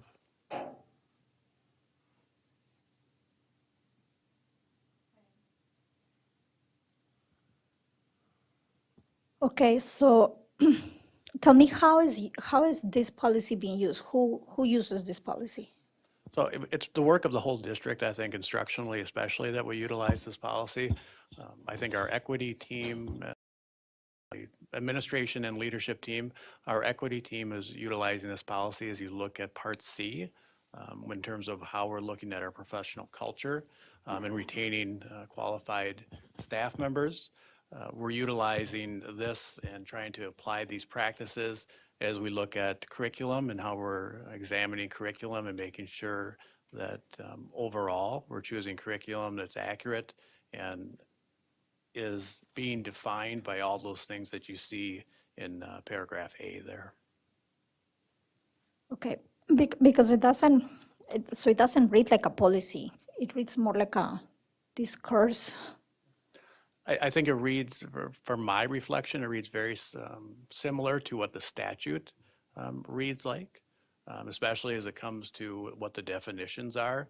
So as MSBA took the actual statute, which is noted here. A lot of the language is being pulled right directly from the statute. MSBA is taking that language and applying it to how Board Policy 601 has read previously, and trying to make sure that the language that came out of last year's legislative session is now being incorporated into Board Policy 601. Okay, so let me start backwards. So if I start with the C number, it starts with every child is reading at above grade level every year. So the policy is that every child is reading at above grade level every year. That is the statute now. That's correct. It shouldn't be like a policy is that every child should read or should be supported to read at grade level. Like how is a policy starting with that such a broad statement? So it makes it confusing to me. So how are we being accountable to the policy if not every kid is? I mean, I guess if you read the rest, the point of it is that we are giving support to children so they all read at a grade level. But the first thing that you see in the policy is that every child is reading at grade level. So I don't have any smart suggestion right now for that. But I don't like how it reads, and I don't think that is clear. And I kind of have the same points going back. So if I'm going to number B, the school district is not required to include information regarding literacy. So we have a policy that has the first sentence with a negation in it. So instead of saying what are we required to do, we're saying what is not required to do. And that's part of the policy that will have to be looked at for next year. That's related to how next year under the statute, how it's read. We're going to have to take a look at that again because under the READS Act, we will have a requirement to do that. But for this current fiscal year or school year 23-24, we are not required to do that. So why are we putting in the policy? Because currently this year, we do not have to do that.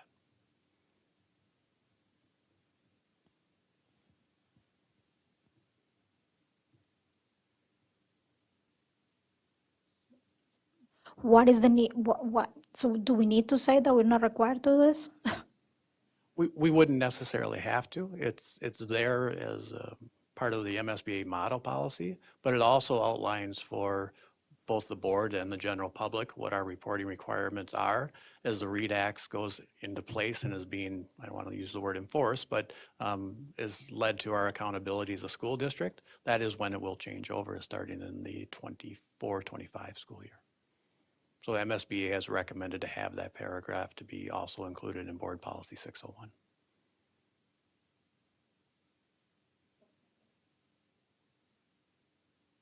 And then going back to the definitions,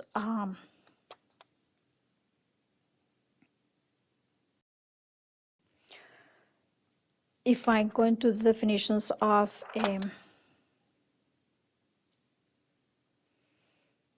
so if I keep going backwards, I like the definitions of institutional racism. I don't see a definition of racist. And it is used in another definition, and it's a word that is used in another definition. I like the definition of experiential learning.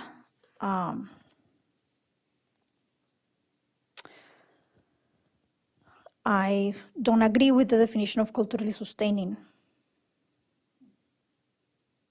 So if I don't agree with the definition here, I don't know, is this used? So is this how this is? I mean, I don't have to agree with the definition. If this is how it's used and everybody understands, then I guess that's the purpose. But is that the purpose? Could you, and I'm sorry if you want to ask your question again, Monica, where we utilize that language when we were reviewing it during board development is taking it directly from the statute. And so this is again, statute 120B11, and have defined them these ways as they came out of the last legislative session. So my question to you is that, do you understand that definition and do you use it when you're looking at this? Because I understand what it says there, but I don't think that that's the definition that we should practice as a cultural sustaining. And certainly as a school board policy, you certainly could look at how that's defined and whether you wanted to make recommendation. As an administration and working with board development, we felt that we do need to bring the what the legislative definitions are when we bring forward to board development and then to the full board. It seems to me that there was a time when the legislature would make laws and school boards would write policies that would fit within those laws. But in about the last, 10 years, it seems like the legislature likes to write the policies for the school board and say, here they are. And then you end up with stuff like this, Monica, where I agree with you, and I questioned a whole lot of this language that's in here during our development meeting. But if we change the definition of anti-racist to different from the statute, then we are not in alignment with the statute anymore. And we don't really have the option to not be in alignment with the statutes. And so when it comes to a lot of this stuff, we didn't have a choice. We just had to put it in there and put it in there as it is in the statute. That's the way that I looked at it anyway. And Al, I think that's applicable to even a few of the other board policies that we still haven't gone through on review on, even though we haven't necessarily changed the policy yet. As an administration and as a school district, we're still accountable to how the statute reads. As we continue to move forward in reviewing those policies and updating them, the statute is what our responsibility is. So I agree with that. I mean, I just don't understand it. So when I read the policy, I don't understand what it's directing us to do. So but I don't have any, if I understand what we're trying to do, I could have maybe a smart suggestion. But since I don't understand it, I don't even have a suggestion. So that's what I am with this. That's it. Thank you. Other questions or comments or concerns? Okay. So to the second reading then of a proposed revised board policy 603, curriculum development. Are you doing that one as well? Nope, Dr. Jason Harris, Assistant Superintendent of Secondary Education. Yep, thanks, Back Mike. to you. Mike started the first reading last week. I was out. Thanks, Mike, for starting that reading around policy 603, curriculum development. It was a few minor changes around this policy. It was no recommended changes from the board. Board member Sigur Schwartz wasn't here, so I'll just go through a few things around responsibility. It was what we looked at is the superintendent will now make the final decisions around our curriculum program, and we changed some language within building content representatives. We don't have that language anymore. They're literacy specialists, but we, within board development, talked about teacher collaboration, covers everything. MSBA, when we look at the model policy around district advisory committee, they recommended we take the majority of everything that's crossed out because it's lying in the READS Act and policy 621, which you'll hear about in probably the next few sessions, and it covers everything here. One of the things that was good specifically around this policy, and just I'll say it again, in my learning, kind of what in that board development, we're farther along when we see on some of our policies of what you've done in the past around compared to the state, where you now say it's the law that you have a district advisory committee. We had that committee. I think now we're looking at how it's fully functioning to look at curriculum and how we move forward around that. And so it outlines in B, specifically the language from the model policy from 1, 2, 3, all the way down and highlighted in yellow, everything that we had already within that. It was a shall, now it's a must because it's the law, and we already had in the process of doing all the things that the state requires us around our policy. So this one was pretty straightforward, and it was, yep, go ahead, Al. In line, I'm just reading line 1, it says shall must. Yeah, so it will all be must for us now. So we'll cross those out because it's the law and we have all those pieces. So you do see shall, must, and a few, and we'll me and Dr. Rivarda take care of some of those things. Any questions just around policy 603? Thank you, Jason. I got sense. I was okay with that one. Okay. Anybody else? All right, thank you. Moving on to reports, we have the superintendent's report presented by Dr. Lori Putnam.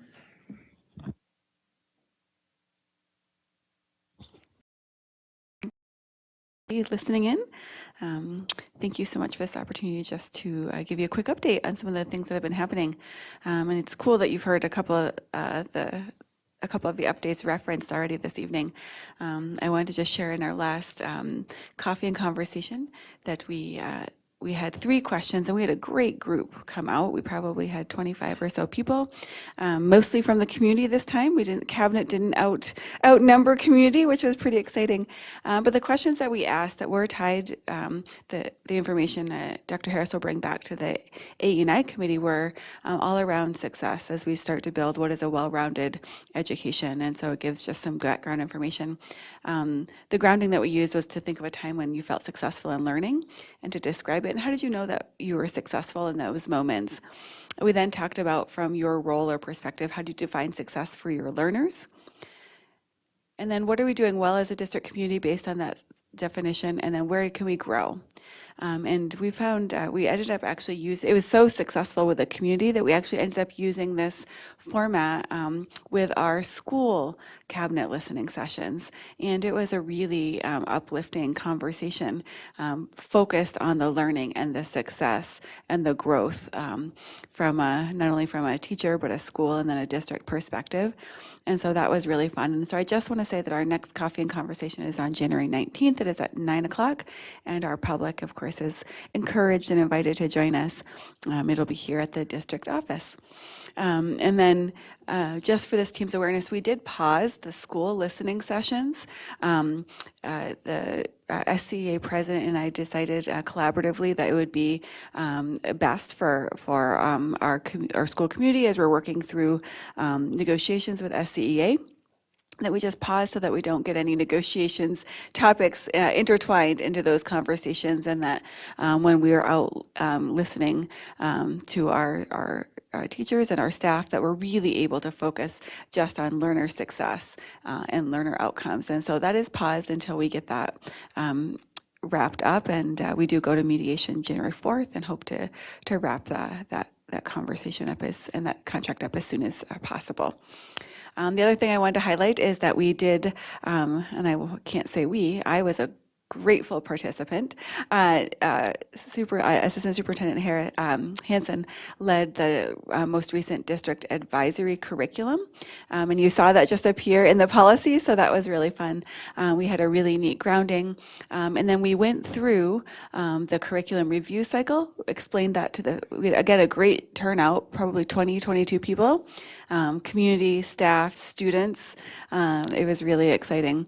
Administrators from a couple different levels. So we did go through the curriculum review and development process, and then we spent a little bit of time going through the READ Act so that families knew exactly what was required of us, so that as they start to engage in conversation around curriculum and around instructional practices, that they are able to understand some of the background, right? Very similar to what we're doing tonight, trying to understand all the legislative changes. And then we just wrapped up by going through some of our goals and our benchmarking so that our families could understand where we're starting from, where we hope to get to, and then some of the strategies and the materials that we'll use to help us get to our goals. And so it was a great opportunity. And then Assistant Superintendent Hansen also made sure that that information is available on our website. So any listening public who would like to know more about the District Advisory Committee is welcome to to go to that website. You can see our members, you can see the topics that we discuss, and if you have questions or are interested in being part of that, there's contact information. So very excited about the work that's happening and grateful for our team who's doing it. Okay, thank you. Then we have the Board of Education Standing Committee reports. I believe Board Development Policy and Governance Committee Chair Scott Andreasen has a report. Okay, the committee met on November 22nd and December 20th. And at the November 22nd meeting, Assistant Superintendents Rivard and Harris reviewed Board Policy 601, School District Curriculum and Instructional Goals, and also Board Policy 603, Curriculum Development. And they had their first readings on December 6th at the full board meeting. Board Policy 621, Literacy and the READS Act, was reviewed and will be brought forward for presentation as a new policy to the full board in January. At today's meeting, December 20th, Gary Ganji reviewed Board Policy 534, unpaid meal charges, and also Board Policy 806, Crisis Management Policy. We also reviewed statutory updates with new language requirements to Board Policy 514, bullying prohibition. And these three policies will be brought forward in January. The committee also had discussions in both November and December meetings related to the budget for board professional development, and will bring a proposal to the board reorganizational meeting on January 2nd. The proposal for the full board will be to increase the total board professional development budget to $5,250, which comes down to $750 per board member. And the proposal will read as follows. School board members are encouraged to participate in school board member development workshops and activities. Requests for professional development that are not endorsed by MSBA or AMSD will be reviewed for proposal for approval by the Board Development Committee and School Board. The annual budget for education and training expenses for school board members shall be $5,250. Individual board members whose requests exceed $750 per member require the approval of the Board Development Committee and School Board. So that's what we got coming up at the reorg meeting. I'm not sure if we're going to need the full board to approve spending an extra couple $100. Maybe the Board Development Committee could handle that. But anyway, that's the proposal. Okay. Yes, Monica. Monica, do you have a question? Yeah, why is reorg on January 2nd? It's supposed to be the first Monday, but the first Monday is New Year's Day. And so this Tuesday would be the next day we can have it. That's state law, I believe. It's not supposed to be on a Monday, it's supposed to be closest to the first Monday. But we did that, we did that last board meeting. Okay. Okay, thanks, Scott. And then Board Finance Audit Committee Chair Al Dahlgren. Yes, Board Finance and Audit Committee met on December 15th at 1 o'clock in the afternoon. That was last Friday. First item on the agenda was the conversation about the use of some additional one-time funds for building improvements. Amy reviewed a list of additional items recommended to be paid for from the fiscal year 24 one-time funds. This item is on the January 2nd board. It's January 3rd. Yep, typo. January 3rd board agenda for approval. The committee discussed the items and recommended bringing them to the board for approval. A detailed list of the items will be attached to the agenda for the board meeting, which includes additional funds for the Apollo Theater, a number of items related to building safety and security, digital scoreboards for the gym at Apollo, funds for advertising for enrollment, and feminine hygiene product dispensers. Projects update was the second item. Amy gave an update on Apollo, this would be summer projects update, but Amy gave an update on Apollo projects for this summer. The bids for the B wing, which we approved this evening, roof replacement came in very favorably, so the district has decided to move forward with a bid for the roof replacement in A wing at the same time, there as well. The call for bids will come to the board for approval in January.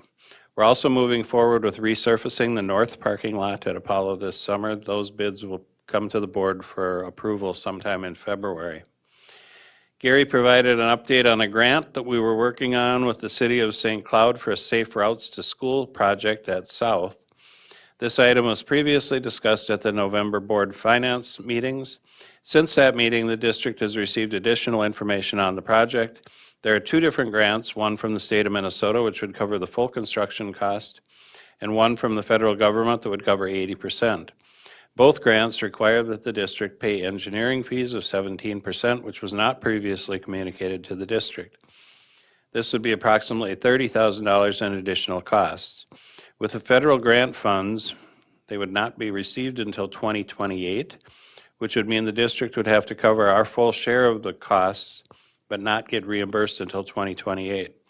Administration recommends that we notify the city that we are only interested in the state grant due to the additional engineering costs, as well as the timeline for reimbursement on the federal grant. The committee agreed with the recommendation. And then the third item on our agenda was the 2021-2022 profiles from MDE. We didn't spend a lot of time on those. They're kind of messed up in how things have been reported because of the COVID relief funds, the ESSER funds that we've received for the last few years. It skews a lot of the numbers. And so when we compared, comparisons to other districts on the profiles is usually pretty close because most people code everything almost exactly the same, but with all the COVID dollars, the variations in the amount of COVID dollars, and some of the ways that dollars were coded to categories that, I mean, they're coded properly, but they maybe not be coded to the same categories. So expenses kind of got out of whack for this last year in a comparison sense, where you look and maybe last year we were 20 out of 40 different districts, and we might jump up to number 2, and in another one we might fall down to the bottom. So it's just the comparisons are a little bit messed up, but they are still valid to look at certain things. One of them would be the special education spending per student. That is a very pure category. It can be looked at very cleanly. So you can, anyway, I actually sent a copy to everybody for review, and that's sorted by category by expenditure per student. And then I believe, Amy, do you know, did everybody get a copy of just the raw profiles? We might want to make sure that everybody gets a copy for just the raw data for those, because that also has enrollment numbers and things like that, and those wouldn't be skewed by COVID dollars. So, and that was it. Thank you. I believe that's everybody. Last for tonight, we have future agenda items. January board meeting and work session topics will include middle level courses update, approval of use of fiscal year 24 one-time funds, approval of tentative agreements, if any, Literacy and Read Act, policy readings, and school updates. At this time, does any board member wish to suggest a future agenda item? Okay, then I'm looking for a motion to adjourn tonight's meeting. A motion by Scott and a second by Natalie. All in favor, say aye. Opposed? All right, meeting is adjourned. It is 8:52 p.m. Have a good night. Thanks for watching. We will be back January 3rd.